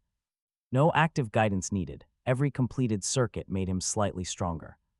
He didn't even have to pay attention. He slept and cultivated. He had done both since Thursday night. He sat in class listening to the teacher while cultivating. As teacher Jin Gon explained the streaming exam, his cultivation never stopped. This meant every single hour of his ordinary student life doubled as training. This was no desperate technique for some middle-aged warrior seeking quick revenge. This was built for a modern student, destined for someone living an ordinary modern life, pacing themselves for years to come. Before anything dramatic ever happened, it was almost like the system had known somehow that its chosen host would be doing things other than just single-minded martial arts grinding. He chose not to dwell on this, or what it implied about the system's actual awareness. The exam was Monday. He wasn't worried about the upcoming test at all. Those 3 days of photographic memory had covered everything from 10th grade through 12th grade. Across every single subject, plus his permanent intelligence enhancement had made his retention and analytical skills way better than before. Getting into the sprint class was already a guaranteed win, though. And honestly, Chwig Yogo clearly had no clue who she was actually dealing with. When it came to her bet, the exam was in 3 days, but he wasn't stressing about it the way almost all the other students were. He felt absolutely zero anxiety. He looked at this exam like a gamer. Entering a level they had already rehearsed countless times. What were the likely problem types? Where were the time traps? How should he pace through? The sections, the answers to all of these questions, were completely clear in his mind. Organized and ready, he quietly ran through key formulas and essay structures. Before sleeping Sunday night, just out of habit rather than actual need, the 3 days of waiting felt completely different from any exam prep he had ever experienced. Meanwhile, his classmates in the regular class were visibly stressed, looking like people who had staked everything on an outcome they couldn't control. Some studied late while others stopped studying to pace. Others just stared blankly at their open notes. Without reading, their minds lost between the page and the future. Gangi. Zhengji had gathered an unusual pile of snacks to use as emotional support, slowly eating a bag of dried tangerines with the intense focus of someone whose exam prep was caloric rather than academic. He found all of this relatable without actually sharing the anxiety that had caused it. The fruit of wisdom had not made him cold or unempathetic, it just made him capable of seeing things clearly without getting swept up in them. He studied for this exam the same way he studied everything else since the magical fruit arrived, not because the subjects were difficult, but because proper preparation was his way of showing respect for the challenge. One surprising thing this intelligence boost had done, which he had not anticipated, was that it made him so much better at paying closer attention to other people, not in a strategic way, like reading them using war tactics, as he had once practiced from the art of war, but in a simple, everyday way. He now just paid far more attention to everything happening in his classroom and the busy hallways and school lunch tables, finding that these little moments were far more interesting than they used to be. Zhengji was clearly worried about the exam, in a way he would not admit even to himself, which was obvious from how he nervously touched those tangerines without actually eating them. Chujiagui was genuinely prepared and would likely make the spring class on her own merit. She moved through her review materials with the clean efficiency of someone who already knew the entire syllabus and was just double-checking rather than learning. These details were incredibly obvious to him now in a way they never were before. He did not know exactly what to do with this new habit of observing others, but he felt it would turn out to be useful. Monday morning, the streaming exam arrived. The format was standard for Chinese high schools, with a morning of language and mathematics and an afternoon of elective subjects. He arrived early enough to grab a seat by the window, which offered natural light and a view of the courtyard, where the small garden sat, looking peaceful and unaware of what he had done there 4 days ago. The examination papers arrived face down on the desks when the invigilator said to begin. The sound of 50 sets of papers flipping over simultaneously had the specific quality of a shared, collective commitment. He sat down and worked through each question with the same systematic approach he had used on Teacher Who Gibbon's English exam. The questions were answered from memory, while analytical ones were solved using his enhanced intelligence that the fruit of wisdom had left behind. The test felt comfortable throughout, which was a completely new experience for him. He had spent years treating exams as something to merely survive rather than truly excel in. This was completely different. Between the morning and afternoon test sessions, an exhausted Zhengji slumped across from him in the classroom, looking like a man who had totally submitted to fate. He sighed that he had done his best, which would probably mean the parallel class. He replied that was fine, and that the parallel class was not bad. That seemed likely. Zhengji was quiet for a moment, then admitted he was genuinely impressed by his friend's massive transformation this week, asking if he would ever explain the change at some point. He replied maybe eventually, which his friend easily accepted before going back to eating the lunch he had bought. Just then, Chu Yujom came by. During lunch break, Chu Jiao sits in class with her 2 friends, trying hard not to look like she is checking on the exam results, which obviously means she is. He approaches and tells her his morning exam went pretty well, and she claims her morning went just as smoothly for her. With absolute confidence, she expects to win. He just smiles and says nothing, which she finds either reassuring or alarming. She cannot decide. 3 whole days pass, just waiting for results. Like ordinary school days, he remains in the normal class until the new elite groupings are officially announced. Soon, the hallway notice board, usually just for club flyers and events, becomes a total magnet for students walking past, pretending they have other business there. He walks by with the exact same frequency, making the same excuses, driven by the same burning curiosity. And honestly, the suspense is killer when the results are finally posted. Sprint class, just 50 names, ranked in order of their scores. His name is third on the list. Chu Jiao Jiao lands at 16th. Both made it. Both are in the elite class, meaning he won breakfast and she gets to be walked home. But since they are both in the same elite program now, they will be at school and leaving at the same hours. This little bet has ended up overlapping in the best way. She tracks him down at lunch when the results go up, standing right in front of him with her arms tightly crossed, and her mouth forming a cute mix of a smile and a classic pout. Fine, she admits she owes him breakfast. He points out she made the class too, so she should not be upset. She insists she is not upset at all. Just surprised, those are completely different things, she says. He laughs, saying the bet was fair, and he looks forward to those morning breakfasts. She drops her arms, her face softening. She admits she still cannot understand his incredibly fast shift. He says he was just tired of wasting his life. Thinking about his future, wasting time is no longer an option. This is technically true, but still very much incomplete. Incomplete, she looks at him, just for a quick moment, then nods, choosing to accept his words before heading back to her friends. Next morning, Chu Jiao Jiao is waiting to buy him a loaded grain pancake right after results are posted.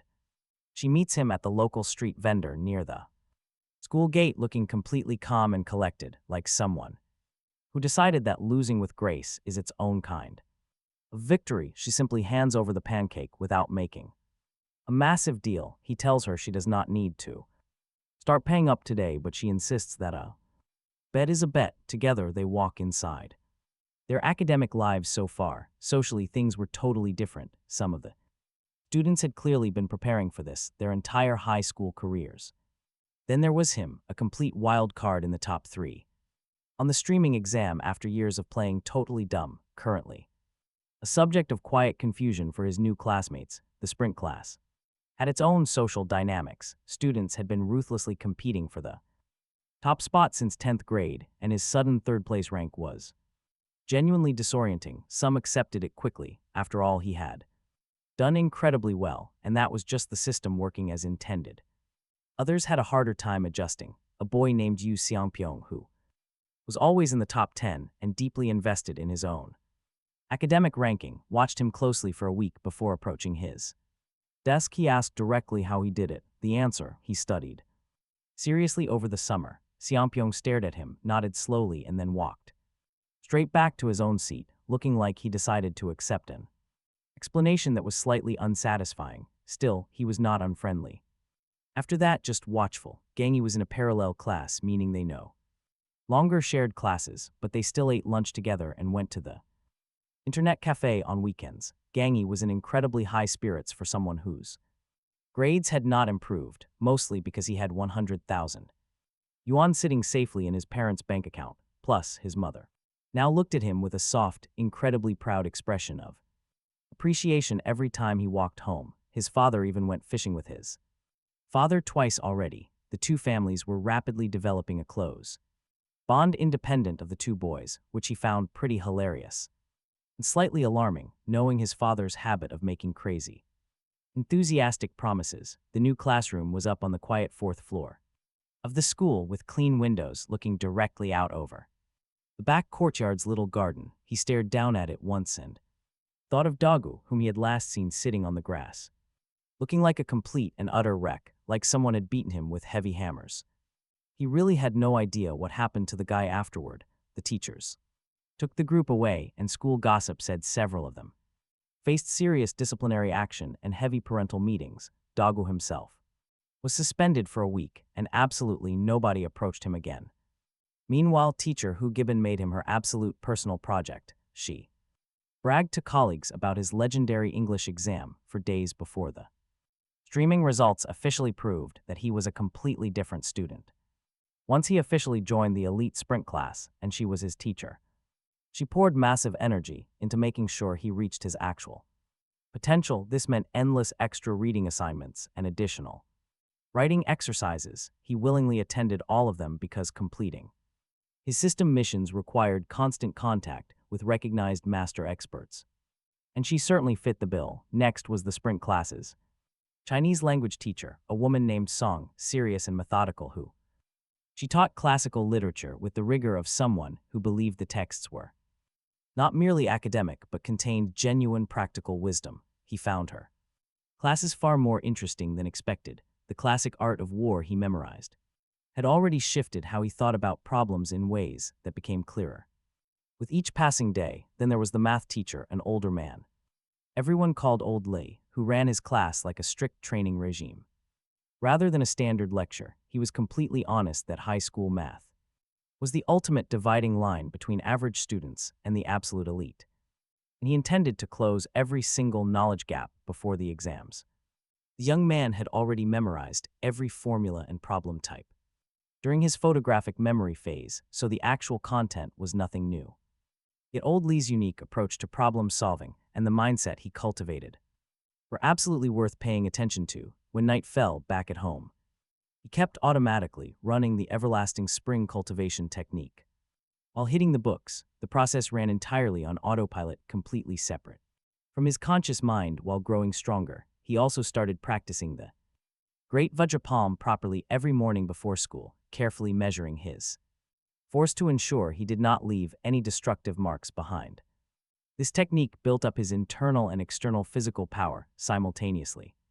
Its synergy with the true Kai of his everlasting spring technique produced incredible results, making him feel like he was constantly rising higher.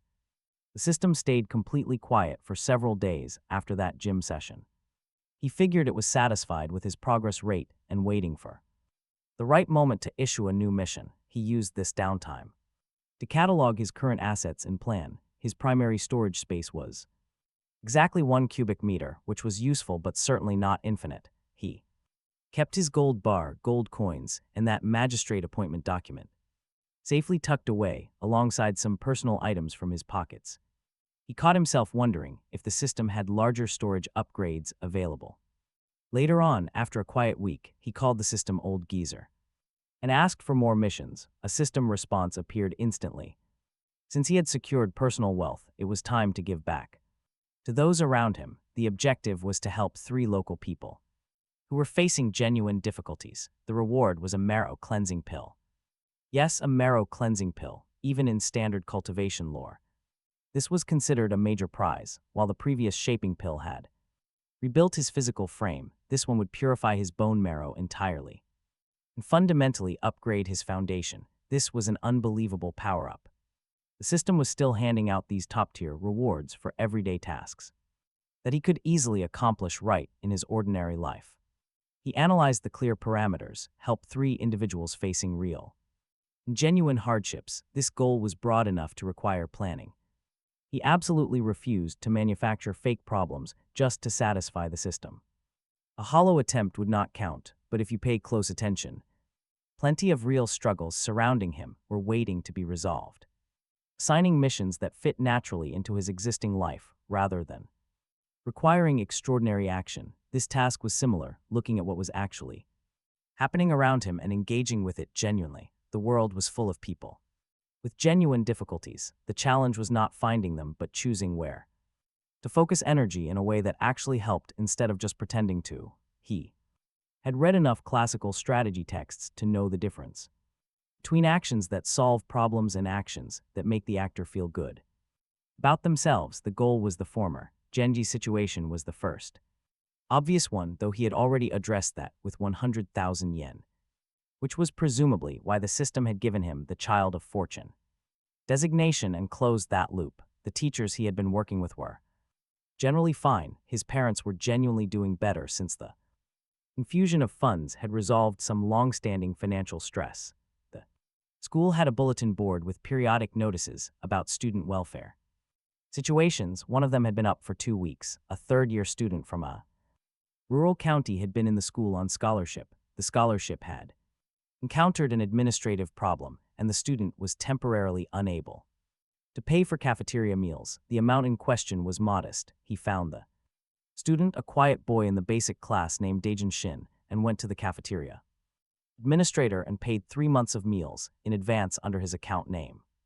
Without identifying himself, the administrator noted this was unusual. He said the donor preferred anonymity. The second situation came to his attention through Genji, who mentioned that the elderly woman who ran the small stationery shop next to the school had been having trouble with her landlord, who was trying to double her rent without notice. She had been in the same location for more than 20 years. He spent an afternoon reading about the relevant tenancy regulations, which he had memorized during the internet cafe session. Identified 3 specific provisions that protected her against the increase as written, wrote them up clearly, and handed her the summary. She read it, looked at him, and asked who he was. He said he was a student who bought pencils occasionally. She sat down and started crying quietly, which he had not anticipated but understood. He suggested she take the document to the local Consumer Protection Office if the landlord continued pressing. She said she would. She also gave him 6 pencils, which he accepted.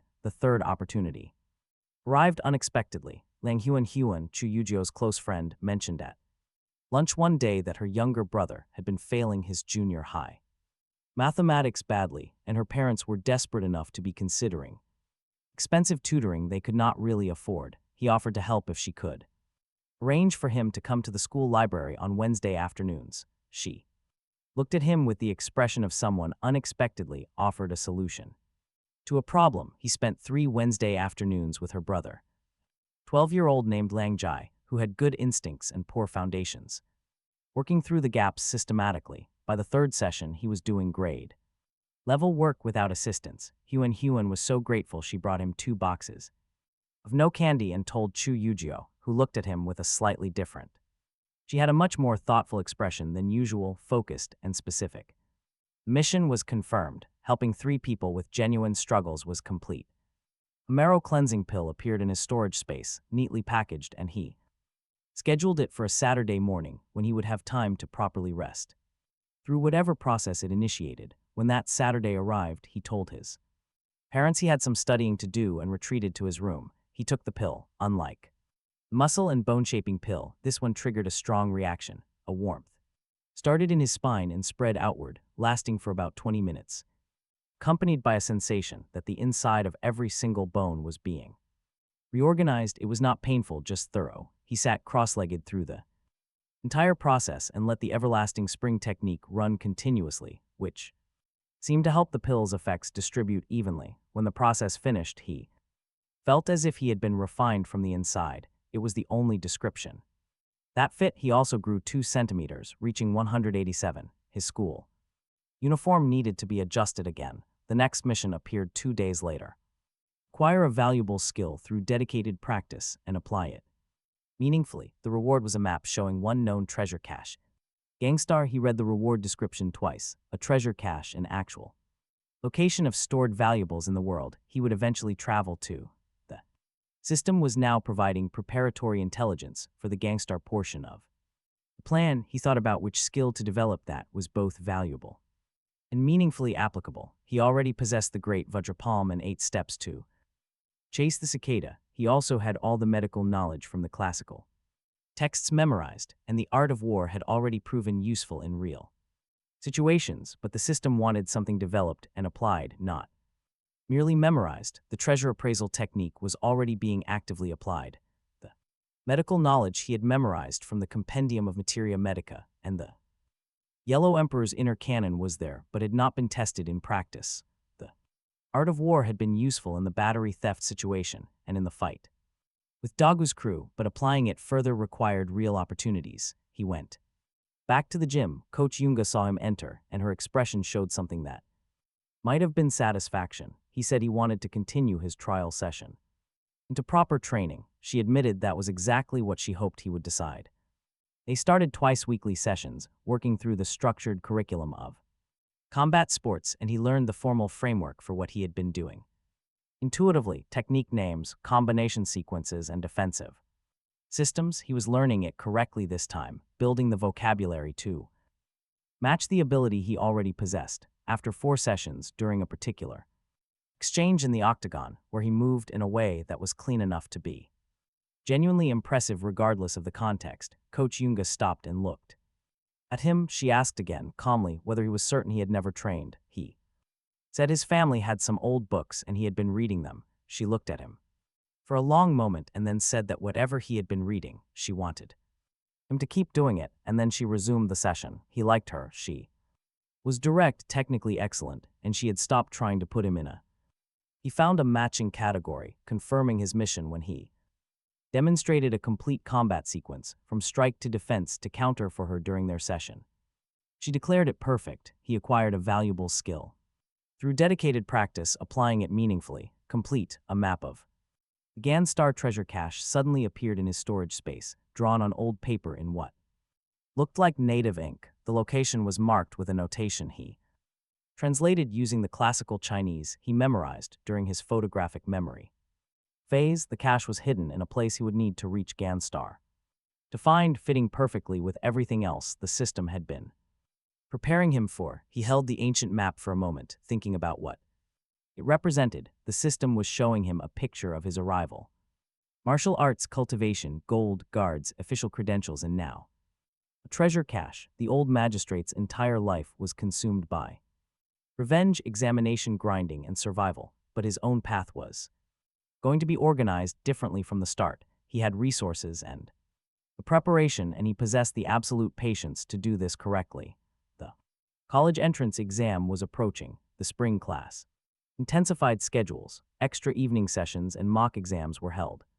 Every 2 weeks, he made sure to attend every single session and performed consistently at the very top of his class, triggering a wide variety of reactions from classmates, ranging from resigned acceptance to active bewilderment. Many of them had ruled the top tier throughout high school, and seeing a previously average student suddenly claim the third place spot was pretty hard to process. He was not sympathetic at all. The exam was coming, regardless of their feelings. Meanwhile, Zukayo Keo secured 16th place in the class, which was a solid result, representing genuine hard work on her part. She was disciplined in a way that commanded his deep respect for her effort, even though he did not find schoolwork difficult.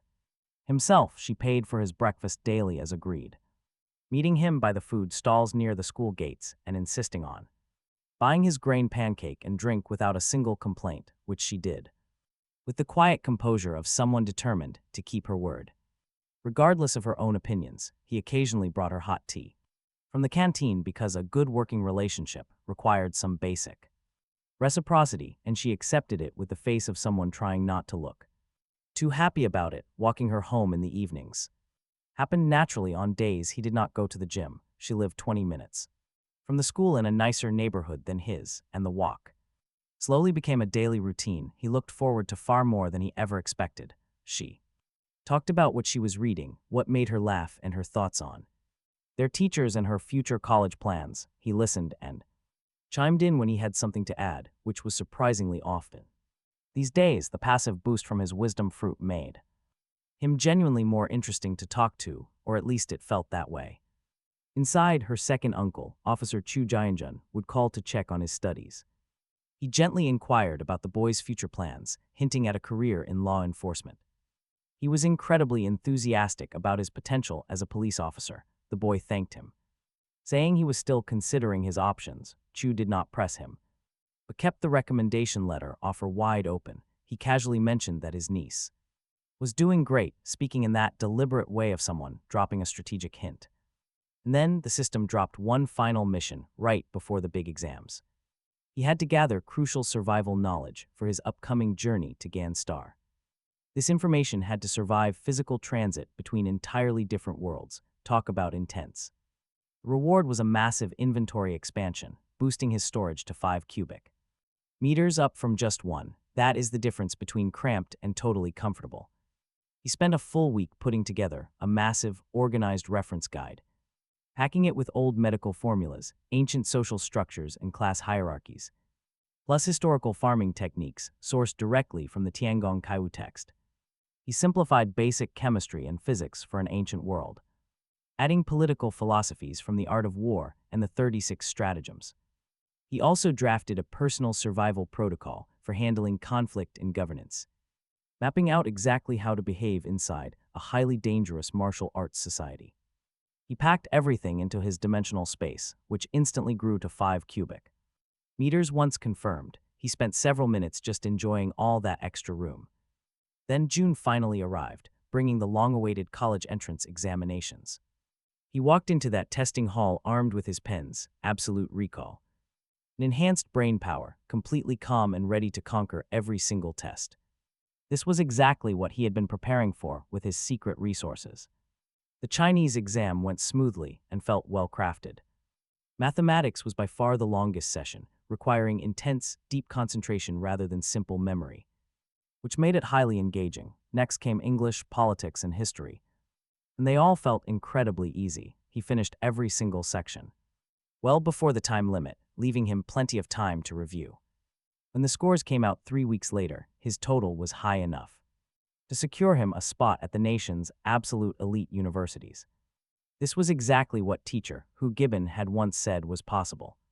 Recalling the day, she explained basic essay formats to her star student.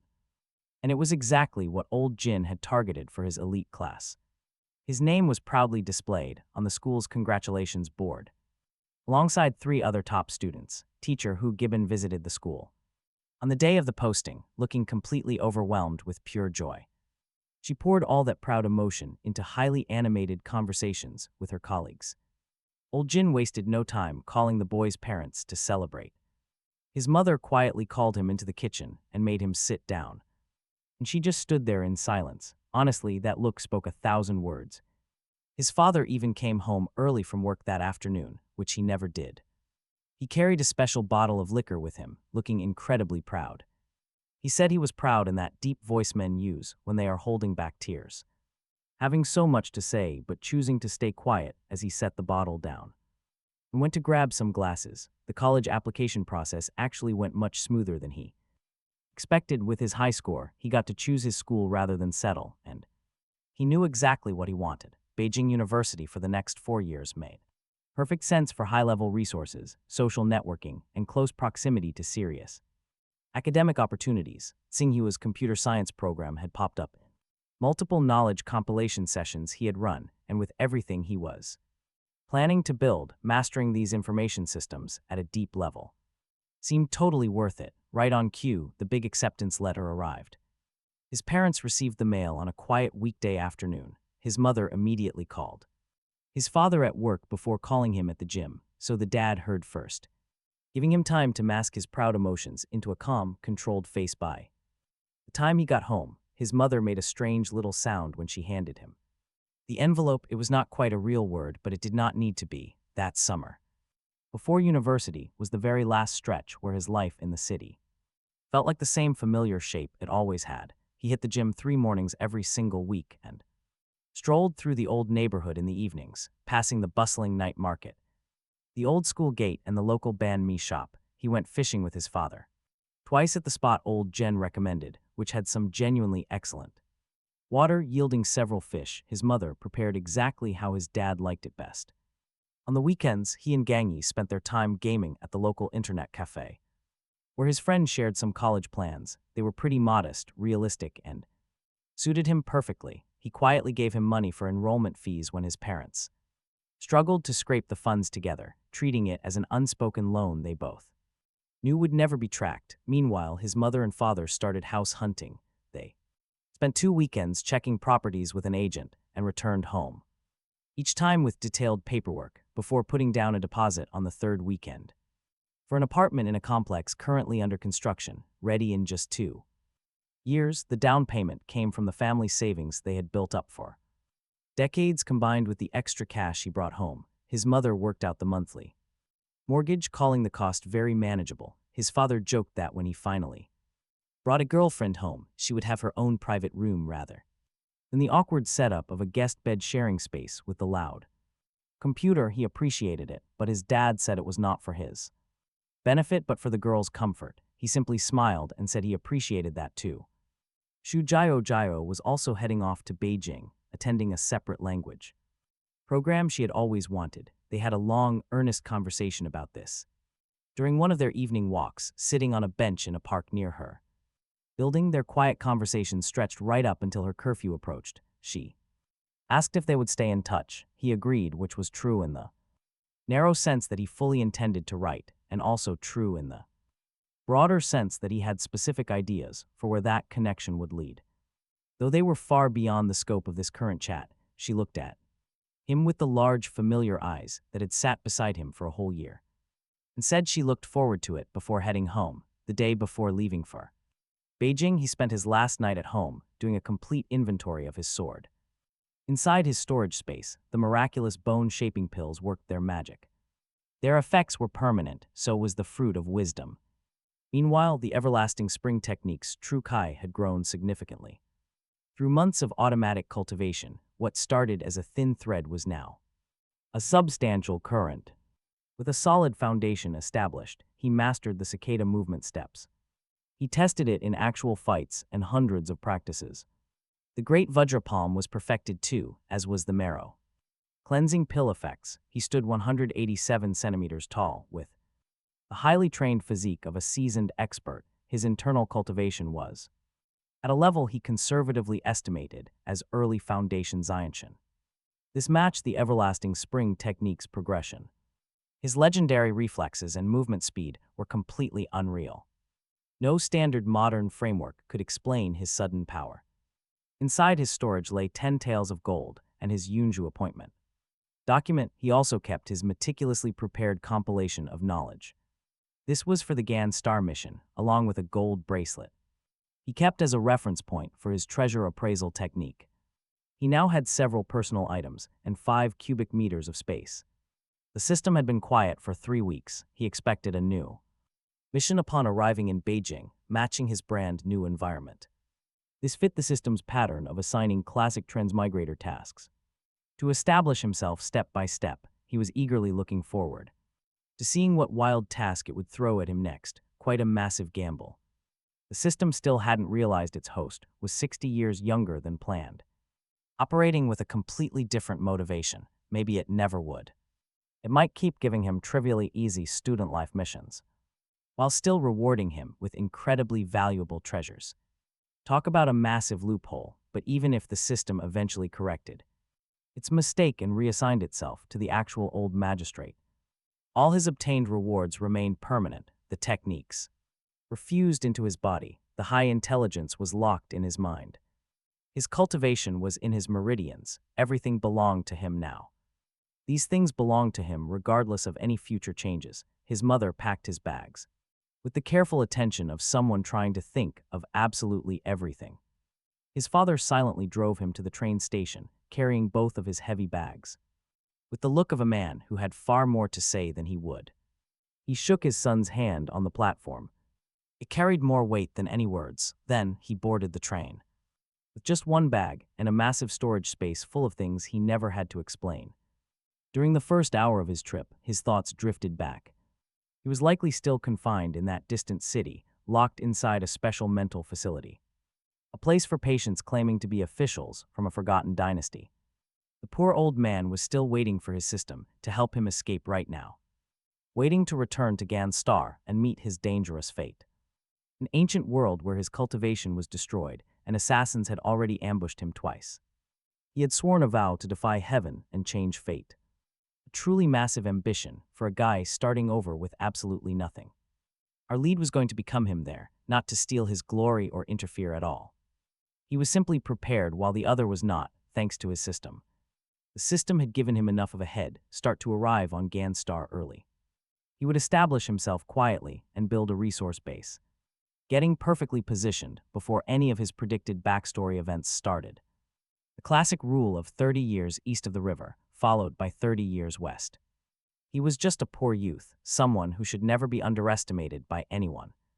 Angry over his failed examinations and a broken engagement, our guy would prove the exact same principle without needing any of his deep anger. The Laodong system had finally found an even better suited host. As the train sped north toward Beijing, he let his cultivation run smoothly inside him. The everlasting spring technique ran smoothly through his meridians as he watched, watching the familiar view slowly change into something entirely new. The city he was leaving behind had been his entire universe for 17 long years now. The local middle school, the noodle shop, and the internet cafe. Old Street with its thousands of fake items and rare treasures.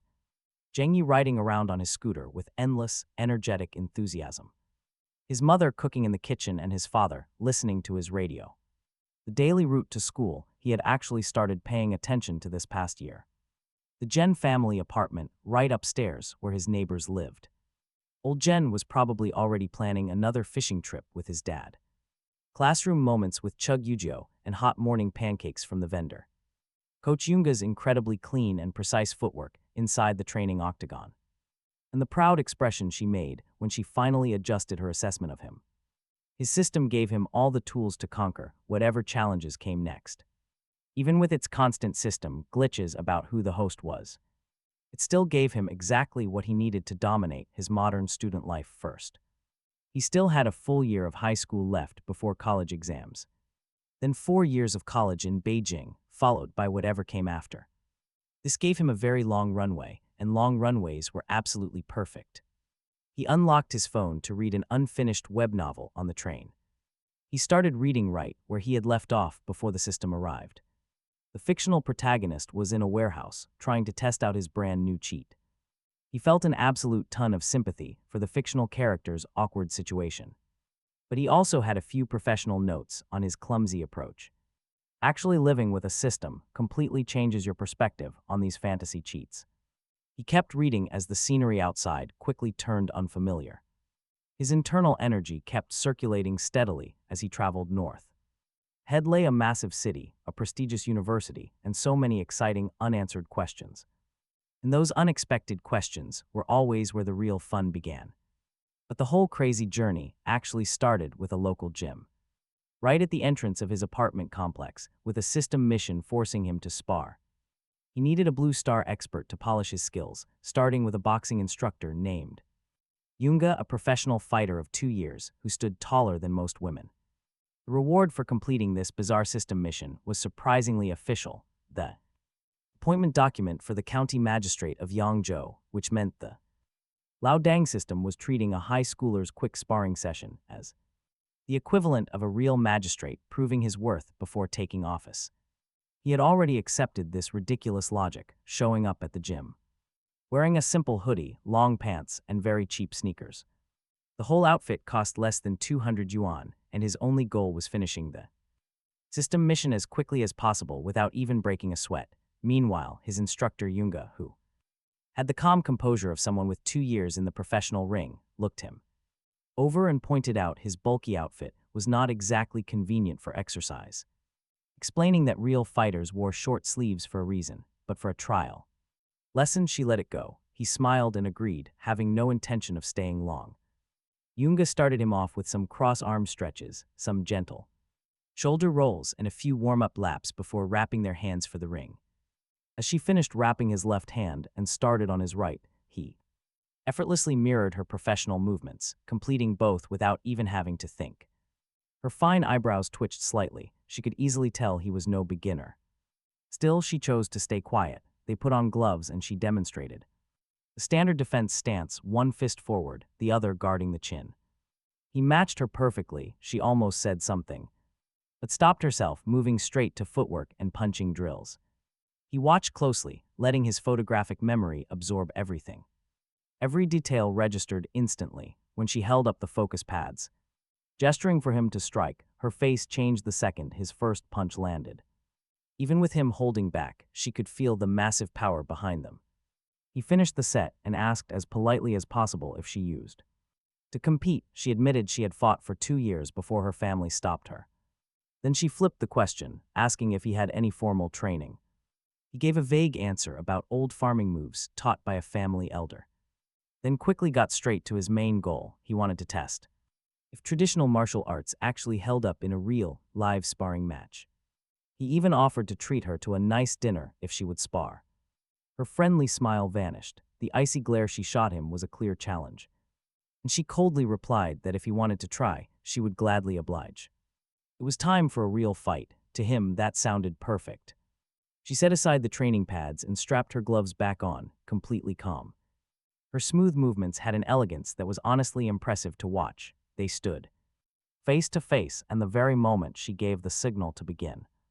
A lightning-fast front kick targeted his ribs. He immediately swung his arm, using a traditional brushing technique to sweep her leg aside, then lunged forward into the classic tiger taming stance. Both of his fists charged toward her face. packing enough power to overwhelm her without actually sending her through the wall. She quickly leaned back, utilizing the momentum of her swept leg to escape. She rotated her body to dodge his fists, countering instantly with a sharp left hook aimed at his ribs. He blocked it with his forearm, feeling the genuine, heavy force behind the blow. If those had been the kids from Daegu, they would be face down already.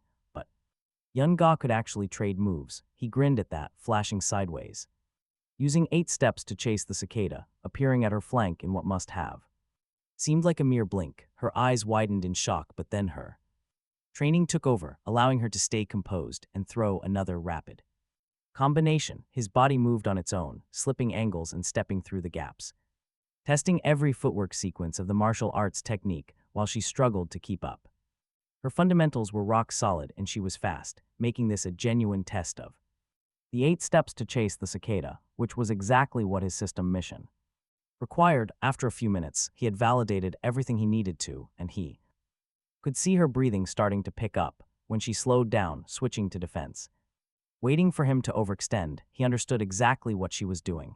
It was smart. He decided it was time to test the great Vajra palm while he had the perfect opportunity, shouting that he was coming in before lunging forward with both fists. Using fierce tiger pushes the mountain. She looked like she almost wanted to go for a slide tackle, but she kept her nerve and threw a counter.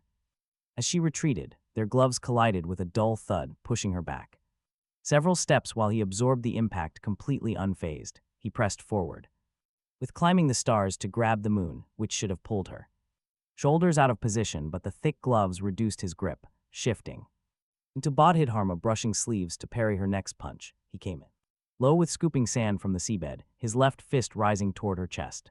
The punch landed, bouncing her backward. She glared, telling him with distinct irritation that he had clearly come to challenge the gym. Suddenly, the system message flashed clean and bright in his mind, confirming his mission was complete and presenting his reward, the official appointment document for the county magistrate of Yangzhou. He lowered his hand, realizing with some embarrassment that he had aimed for her chin, but hit slightly low because the gloves were way too big. That was his official explanation, and he was sticking to it. He assured Young-ga it was a complete misunderstanding, asking if she was all right while looking at her with genuine concern. Taking a slow breath, she said injuries were just part of boxing, then asked if he still wanted to continue their lesson. He apologized for being so rude and offered to take her out to dinner to make up for it, but she declined, saying she was still on the clock.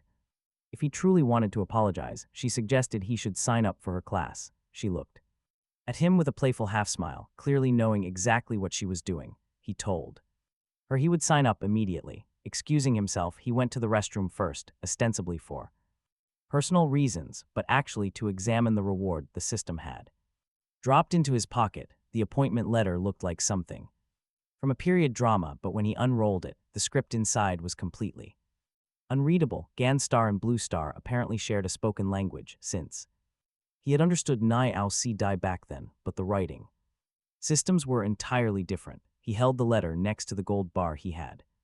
He put away the token engraved with characters from the Dagan dynasty. Confusing, the few words he could actually read made it even worse. Shoving both items back into his storage, he made a quick mental note. When he finally reached Ganstar, he would basically be functionally illiterate. That was going to lead to some pretty awkward poetry gatherings. Downstairs, Young-ga was chatting with 2 receptionists at the desk. He caught the receptionists smiling knowingly at each other the moment they saw him. Their meaningful eye contact made it obvious they had jumped to some wild conclusions. They definitely assumed something spicy was going on between him and Young-ga. He called out using her official title, and she called him Student M. Pure drama. The receptionists grinned even wider. Young-ga grabbed the paperwork, and they moved to the cozy lounge area. Soft music played as some gym members trained nearby. She slid the price sheet over, showing 10 lessons for 1,500 yuan. There was a discount if he bought 30 sessions, but he signed for 10 immediately.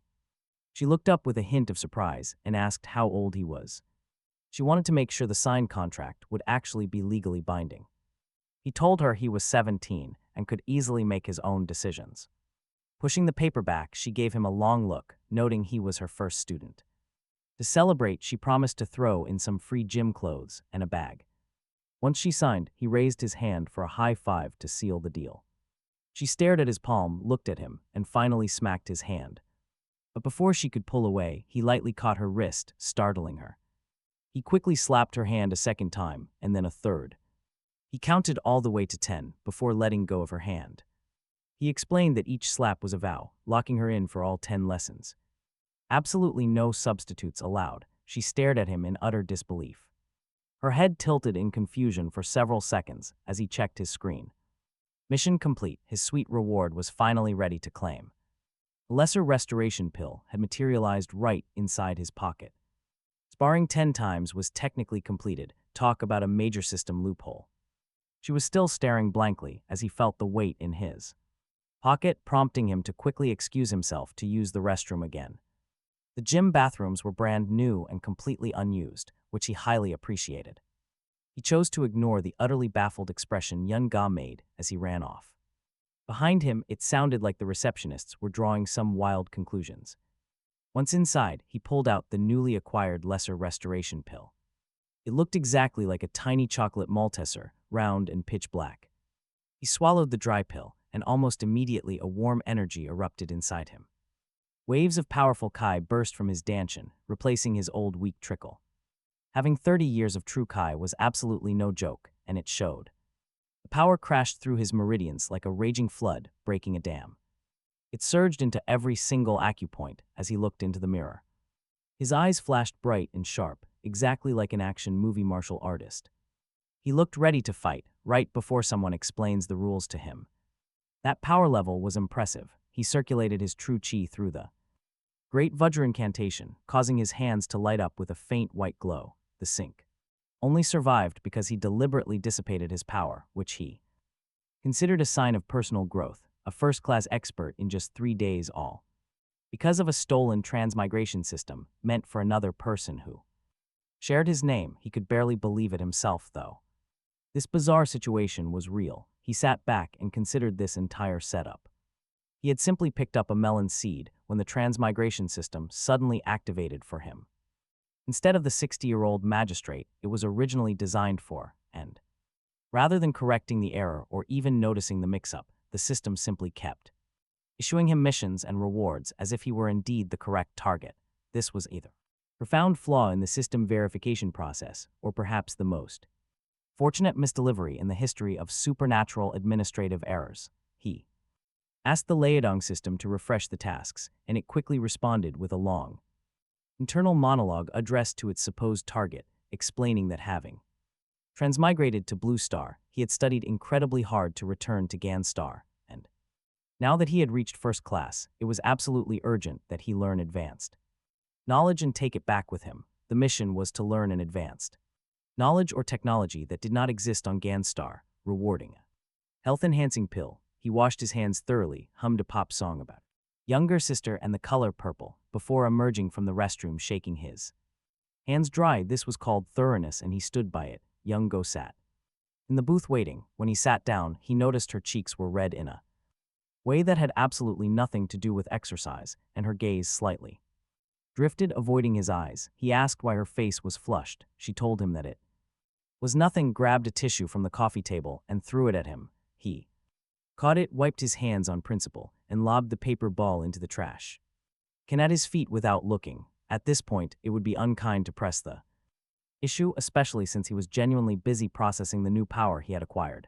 She had gone to get the promised gym bag and workout clothes while he was away, which were sitting beside her on the booth seat. She pushed them across to him, and they confirmed that lessons would happen on Saturdays and Sundays to avoid the school schedule conflicts. After making polite farewell noises, he picked up his things. She watched him leave the booth with a rather complicated expression he chose not to analyze too deeply, and he was almost at the door when he realized something was missing from the transaction. He turned back and asked where to pay. She pointed to the finance office without speaking. He walked out 10 minutes later with a gym card in his wallet, a strategic plan already forming about the most efficient way to use this setup. Back home, his parents were sitting on the sofa with a floor plan of a residential complex spread between them, heads together discussing the layout. He rested one hand on each of their shoulders and leaned in to look. It was a 3-bedroom apartment in the Commercial district featuring north-south exposure, surrounded by malls, schools,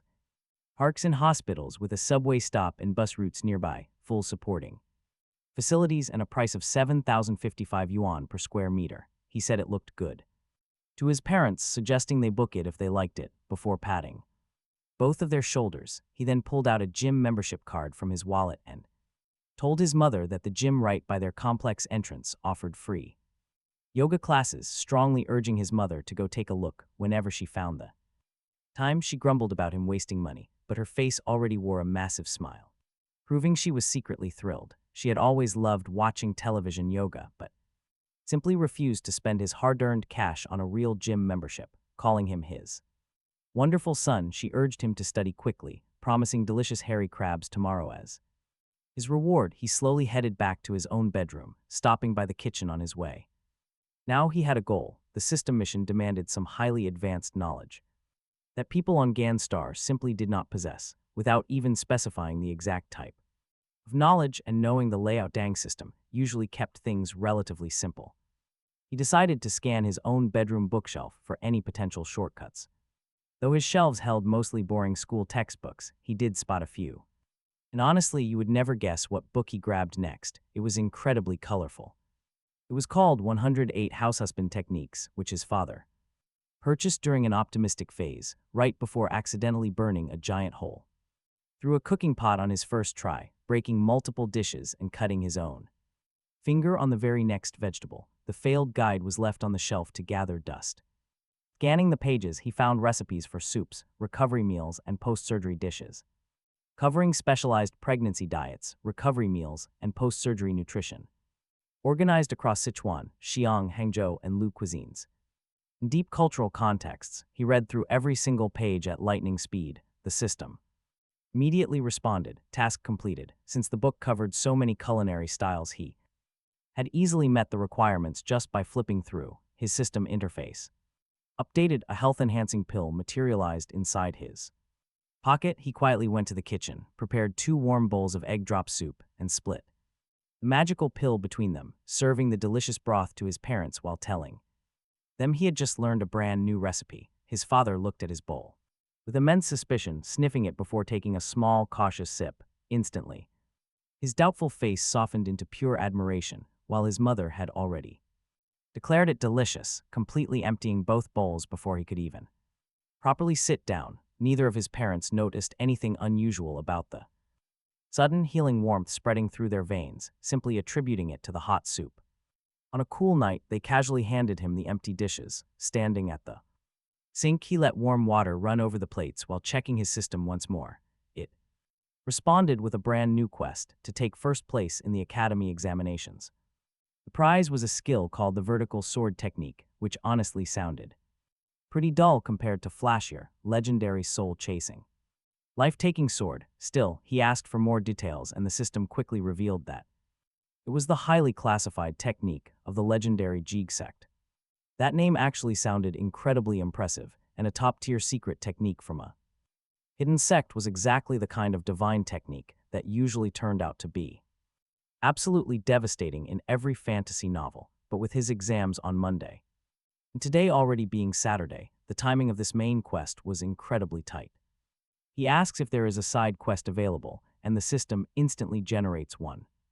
Background prompt explains that Yun Prefecture sits right on the border between Great Gan and North Liang, suffering through a massive, devastating drought. 3 consecutive years of crop failures have left the civilians completely shattered.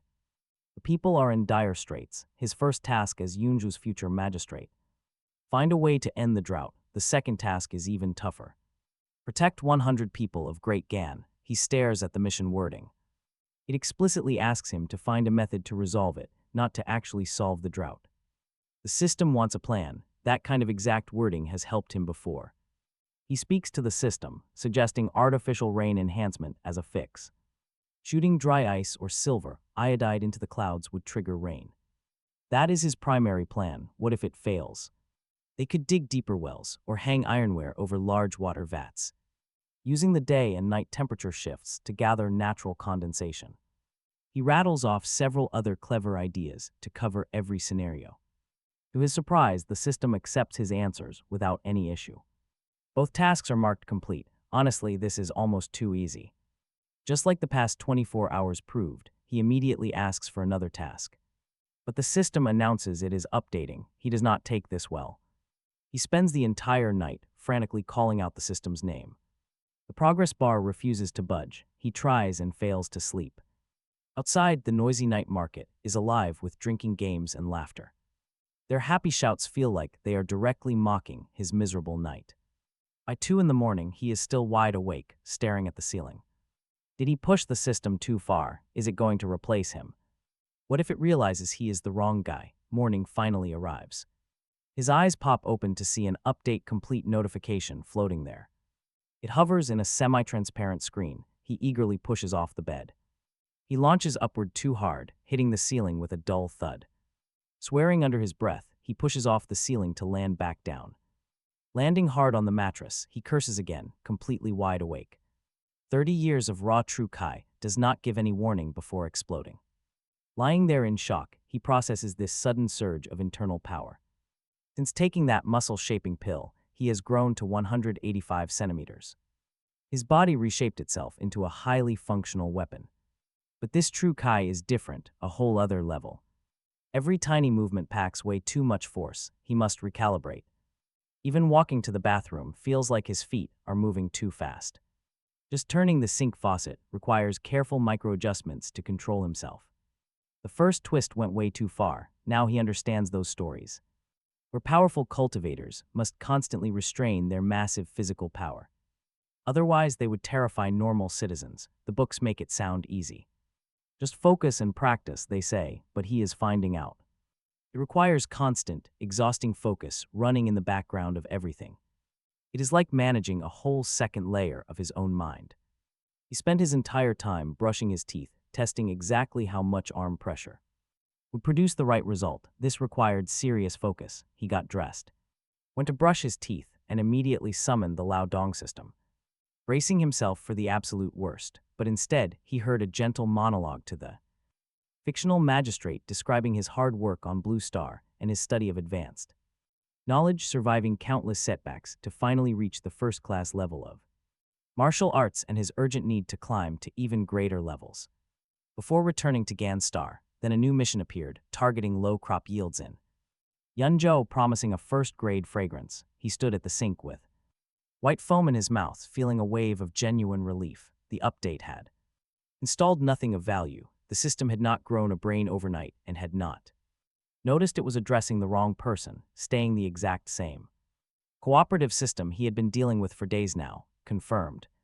Still a silly dog, just slightly updated. He simply told it that dry and fermented river sludge mixed with manure spread on the field's wood boosts soil fertility and crop production. Task complete. First-grade fragrance appeared right in his pocket, a pitch-black thing about the size of a Malteser chocolate, completely odorless despite its fancy name. The item description said, consuming it would cause the body to emit a unique fragrance that made people feel refreshed, so if he ate this, he would basically become a fragrant concubine. After a quick shrug, he swallowed the thing whole anyway. There was no downside listed, and he had already eaten 2 mystery pills this week. His parents looked noticeably better at breakfast. His father's hair seemed darker, his mother's wrinkles lighter, with both of them radiating a kind of restored energy. He noticed this while enjoying white porridge with pickled vegetables and fried dough sticks, noting to himself that when he eventually reached Ganstar, the recipe for that health-enhancing pill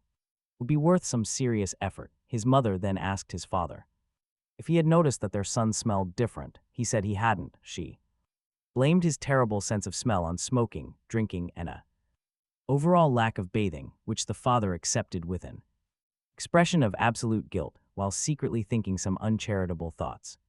He washed up the dishes and asked the system for another task. The daily limit on side quests was now active, restricting him to 1 per day. The main quest about the academy exam remained completely unchanged. This was, he realized, what version 1.0.2 looked like, a tiny patch. It accomplished exactly one minor thing, meaning he had lost sleep worrying for nothing. He finished breakfast, watching his mother wipe the table in her usual morning rhythm, thinking that given how things were going, the next patch would probably Restrict something else useful, so he needed to maximize the current.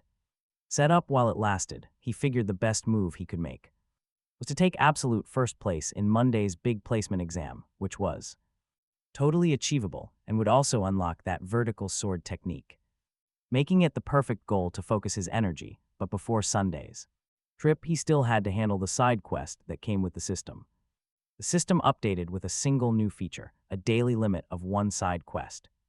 He asked the system directly what took all night to configure just for this single restriction, only to be told that the refresh frequency of side quests had been limited, advising him to prioritize the main quest instead. So the system had run all night just to install a single timer. He muttered something in response that was probably better left unsaid. The main quest remained the academy examination, completely unchanged. The daily side quest that morning gave him a task about Yunzhou's livestock situation, which he resolved in 15 seconds flat, and that was the end of his mission. Farming for the day. Sunday quickly became a family outing that no one had warned him about beforehand. Talk about a complete surprise.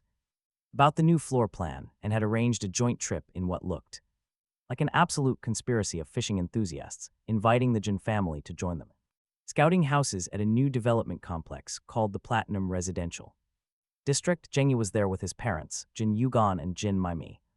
When he arrived at the meeting point, Zheng Yi waved at him like a dog greeting its owner after a 2-hour separation, bouncing with so much energy he genuinely pictured a wild husky. He draped an arm over Zheng Yi's shoulder, asking quietly why his family had tagged along. Zheng Yi explained that his father heard his dad was looking at a house for him and immediately decided to buy one too, wanting them to be neighbors so they could go to internet cafes together. He looked at that smug grin and knew exactly what was going through his head. He casually mentioned, as best as he managed, that their placement exam was tomorrow, and Zheng Yi's entire demeanor deflated in 1 second. Both fathers shook hands with the warmth of men who had been texting each other about prime fishing locations since the night before. The house viewing that morning proved to be efficient to the point of being slightly alarming. Both families quickly arrived, inspected the model unit, and confirmed their preferred floors, laying down deposits while he was still figuring out where the cafeteria was located. He became fairly certain the only reason they wrapped up so quickly was to rush to the fishing spot. Surprise, surprise, he was absolutely right.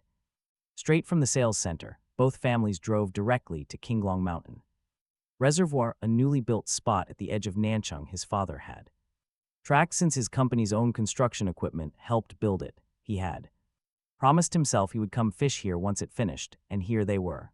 The car parked a kilometer from the water, forcing them to walk the rest on it. Dirt path worn down by other eager fishing enthusiasts who had done the same. Zheng Yi and he lugged the heavy fishing bags and endless gear, while both of their fathers raced each other to the waterfront with the grill. There, mothers walked arm in arm, comparing prime photo spots while pulling matching pink silk scarves from their pockets simultaneously, leading to a moment of shared delight he found impossible to explain and did not bother to. Zheng Yi asked him why ladies of a certain age always loved posing with scarves. He admitted he had no clue, which was the absolute truth. The reservoir was wide and still, genuinely beautiful, with the water and sky merging on the horizon exactly how the textbooks always described, but he had never actually seen it in real life. Their fathers set up rods immediately, packed with competitive energy. Zheng Yi and his friend found a great scenic spot, laying down their camping mat, building their base camp. Looking up from the completed camp, they saw both fathers already fishing and chatting at the edge of the water, sharing a laugh. Their mothers positioned themselves slightly away from the men, taking turns posing and snapping photos before trading back and forth roles, and both women suddenly pulled out matching pink silk scarves from their pockets. They had not coordinated this at all, basically acting as the exact same person in slightly different packaging. Genghis then curiously asked his friend why women of a certain age always loved taking photos with silk scarves blowing in the wind. He said he had been asking that same question for 2 years with no useful answer. They were apparently the only two people who had actually been assigned all the heavy carrying work, and were now surveying the area while everyone else relaxed. Genghis popped open a can of Pepsi, took a sip, and suggested they go exploring. He lowered his voice and whispered the word exploration with a theatrical tone, as if he had been saving this grand idea since they left the house. What he meant, as he explained in a more direct follow-up, was wilderness survival. Grill's style, every single episode watched, the whole philosophy of hunting for food and shelter in the wild. He had the entrenching shovel his father had tossed in the trunk, grabbing it when they unloaded, and now it was his ultimate survival tool. His friend felt genuine excitement for the plan, which is its own.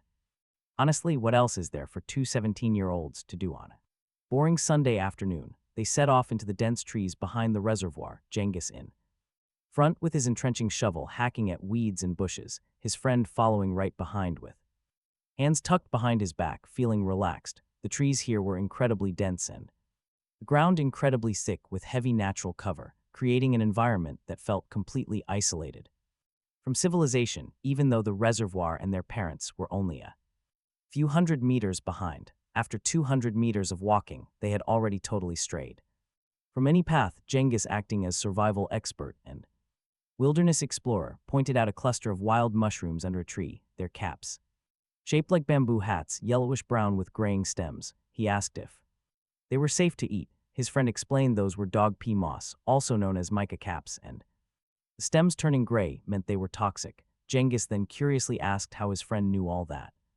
The boy recalled a viral video online about a person who had cooked a pot of these mushrooms and ended up suffering in the bathroom for hours. Genghis stared at the mushrooms with sudden respect, completely crushing them with his heavy boot, and kept moving. After another 200 meters or so of wandering through the thick, pathless brush, Genghis suddenly bolted forward with an excited shout, pointing directly at something half buried under decaying branches, a dirty, stuffed backpack. Look, it wasn't new. Tightly wedged between damp, dead leaves and dry bark, clearly left there for a long time. Obviously not abandoned by anyone who intended to return, his friend told him. Not to rush over. Genghis asked what was wrong, but the boy warned him to think about where they were, in the middle of nowhere, with no trails or signs of life.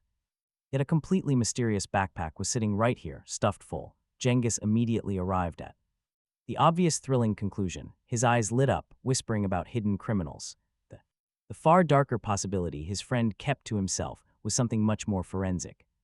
It looked exactly like a scene from a true crime reconstruction. He pointed at the dead branches and leaves around the bag, telling Gangi to dig and see what was underneath. Gangi dug with his entrenching tool, fast and efficient, thorough, clearing away the loose dirt until there was a visible pit round the bag. Finding nothing underneath, he activated his treasure appraisal technique. On the bag itself, the system labeled it worthless. His technique was accurate about surface value, but completely blind to the contents inside. In a case like this, that was a major limitation. He slipped on gloves and crouched down. Gangi crouched beside him, eyes sparkling with excitement. He unzipped the bag, finding it full of dirty shirts. They felt far heavier than normal, hidden underneath them. It was a plastic bag. He pulled out the shirts, and both of them stared at what lay underneath. With his appraisal skill still active, glowing price tags began floating over gold necklaces, gold bracelets, and gold rings. Pendants all pure gold. The numbers climbed instantly. Gangi stood there, jaw dropped. He told Gangi they needed to call the police. Gangi processed this for approximately 2 seconds, asking what they should do with the gold for now. He told him to put it right back. Gangi stared at the treasure, the plastic bag of necklaces and bracelets glittering through the clear wrapping. It was all genuine gold, according to his appraisal technique, before he carefully lowered it back into the bag. He then pulled out a separate package wrapped in one of the shirts, the object that made the bundle so unusually heavy. Gangi let out a harsh curse, his tone proving he knew things had just gotten serious. No going back now. He was absolutely right. He immediately pulled out his phone to call Chu Ganjun, Chu Jiaojiao's second uncle and a police captain whom he had met recently during the recent clash with Dagger's gang. The captain answered with a suspicious tone, asking if he had stumbled onto another thieves' den. He definitely wanted the credit, and told him to explain. The second he mentioned they found some firearms, the captain leaped up so fast his dining table shook, sending the plates rattling over the line. Across the city in his own home, Captain Chu Ganjun was having lunch with his wife Jairai and their daughter Chu Jiaojiao, taking the call. He heard about the gold robbery and guns, turning as pale as someone who just remembered an unsolved case. He dashed to the door, putting on his shoes before the sentence even finished. He told his wife and daughter to finish eating without him and rushed out. Jairai stared at the half-empty noodle bowl. Her husband had abandoned, teasing Chu Jiao by asking if the caller was her little boyfriend. Chu Jiao instantly blushed, turning as red as a bright sunset. She huffed that she was absolutely done talking to her mother, while secretly remembering that bad guy's wicked smile. No way. Meanwhile, back at the site, the reservoir, Gangi's father, John Yugun, heard a distant horn and looked up from his fishing rod, realizing his son had been gone for over an hour. The young man's father, I.M. Giants, was also starting to worry. Both men maintained composure for the sake of their wives, who were busy taking photos of each other with silk scarves, but deep down they felt quietly alarmed when the father's phone rang and he heard his son say something major had happened. He dropped his rod and ran toward the parking area. John Yugun almost fell off his stool. Both families rushed back to the cars, finding police vehicles already waiting there. Flashing lights painted the trees, and officers were already checking license plates. When Chu Ganjun led his team into the woods and called out, the boy answered and led them straight to the dig site. Chu Ganjun stared down at the hole containing the bag, the open backpack and its contents, his expression turning grave. The boy explained they worried it belonged to some poor victim, which was why they dug it up, adding that they wore gloves the entire time. Chu Ganjun and the investigators behind him stared, their eyes shifted. It was a complete reassessment of who they were dealing with. Chu Ganjun smiled and ordered his team to search the area. Next came the briefing for the families, with the inspector shaking the boy's father's hand warmly and thanking them for providing critical help in a major case. It turned out to be an infamous gold robbery, but then came the warning. The killers were still out there, the gold had been buried here, and absolutely nobody could speak a word of this for their own safety. John Yugan smacked Gangi on the head for looking too smug, and Gangi just rubbed it quietly. The boy's father asked Chu Ganjun if they should head home. The inspector replied that it was best to avoid the reservoir entirely for a while. His father nodded, exchanged a tense look with John Yugan, and decided they would find a new fishing spot instead. Both mothers rolled their eyes in perfect unison, but that case Chu Ganjun mentioned started weighing heavily on the boy once the full details came out. The Nanchang robbery from 3 years ago, 15 kilograms of gold stolen from a jewelry store vault under cover of night, with 3 guards murdered right there. 2 officers died and 3 were wounded when the thieves ambushed them. They had attacked the team right from the shadows. Those ruthless criminals had actually smoked 2 cigarettes at the crime scene, knowing full well that the police were closing in. They were shot during the shootout but still escaped. No local hospitals ever reported treating gunshot wounds, and the stolen gold never hit the black market. The entire city was placed under lockdown for weeks. Checkpoints blocking every major road, patrol cars everywhere, yet absolutely no trace of the killers. The case went completely cold for 3 long years, until Gangi decided to play survivalist in the woods near the reservoir and spotted a strange shape under some dead branches. The boy sat with those chilling numbers spinning in his head while Chu Ganjun's team worked the scene. 5 dead. 3 innocent security guards who went to work and never made it back. 2 officers who answered a distress call only to be gunned down by monsters. Waiting in the dark, the killers were patient enough to casually smoke 2 cigarettes while knowing the police were rushing right toward them. That was not some random act of rage. That was cold, calculated murder of witnesses and officers. The gold had been buried right here for 3 full years without a soul touching it. This meant the killers had the terrifying discipline to wait out the massive manhunt. Talk about terrifyingly cold discipline. He looked around at the busy investigators moving carefully through the thick trees and stared at the backpack stuffed with gold sitting in a dirty pit. 3 years, the city had finally stood down, and the checkpoints were long gone. Meanwhile, the roads are quiet, patrol density drops to normal, and the thieves fade away. They are out there somewhere in the city, waiting in the shadows. Still waiting, still watching, just waiting for the right moment to strike. That gold remained safe underground only because no one had discovered it yet. But now that the stash is gone, the owners will notice. Officer Chu Ganjun promises to handle the rewards quietly to protect the group from dangerous exposure. Since the thieves are still loose, they might target anyone who found the stash. Fortunately, the total bounty from the law and the store is pretty massive. The Inspector Bureau alone is offering a very generous payout. We are talking 100,000 yuan, with even more from the shop. The officer also hopes the evidence inside the bag can crack a cold case that has been sitting unresolved on his desk for over 3 years. Our main character asks if their discovery qualifies as a meritorious service. Chugun-jun nods, promising to send an official commendation letter to their high school. This letter goes directly to their files, boosting future civil service exam scores. The boy points out that this seems rather small given the massive danger. Chugun-jun tells him he has no idea how valuable those points are. Gangi, hearing about those sweet bonus points, immediately asks about the college entrance exam. It is the look of two people watching a very dumb but lovable dog ask to vote. The main lead patiently explains that if letters gave college entrance points, the entire exam would just become a cheap competition of who has more letters. Gangi processes this harsh reality and instantly makes a sheepish, embarrassed face. Chugun-jun reminds him that the dangerous suspect is still very much at large. And bragging about this publicly would paint a massive bullseye on their backs. Gangi finally gets the message, nervously scanning the area for hidden watchers. Meanwhile, the main character's father reacts to the threat by moving his fishing spot. Instead of packing up and heading home, the stubborn old man looks at John Yugen and insists they just need a better location because he refuses to accept defeat today.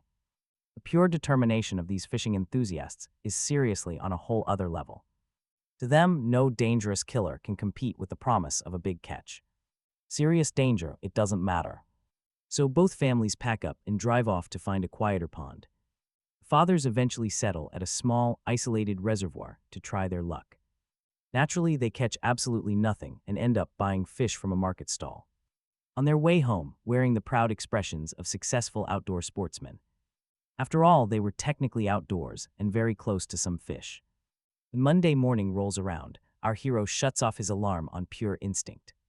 He lies there for about 2.5 minutes, waiting for his brain to start. Then reality hits. He instantly sits up. Today is the day. He gets dressed in 40 seconds flat because the placement exam is today. He brushes his teeth, grabs his uniform, and finds a 20 yen note on the cabinet. His mother left it with a strict warning not to buy spicy street food. She wished him luck, so he writes a reply reminding her about his crabs. Heading outside, he sees the breakfast stalls near the school gate doing massive business. He quickly orders a loaded egg pancake with a generous pile of green onions. He pays exact change for the food. Then, Chug Yo-Yo's voice rings out. It is that crisp, playful tone he already knows without even looking. She tilts her head with a smile, tightly gripping her backpack straps. That heavy bag makes him frown. Without a second thought, he reaches out. He grabs the backpack before she can even process what is happening. She insists it is not heavy, instantly snatching it back to prove it. They stand there both holding the bag, staring at each other. Suddenly, Jengi's bellows from the next stall, asking about the deluxe Rujiamo. That breaks the tension. The three of them start walking to school. While eating, Chug Yo-Yo reveals her secret mission from her second uncle. The bag is stuffed with heavy books on law and security. There is criminal psychology and inspector jurisprudence. Her uncle Chug Ganjin is definitely not subtle. Jengi's looks and laughs. He honks like a duck,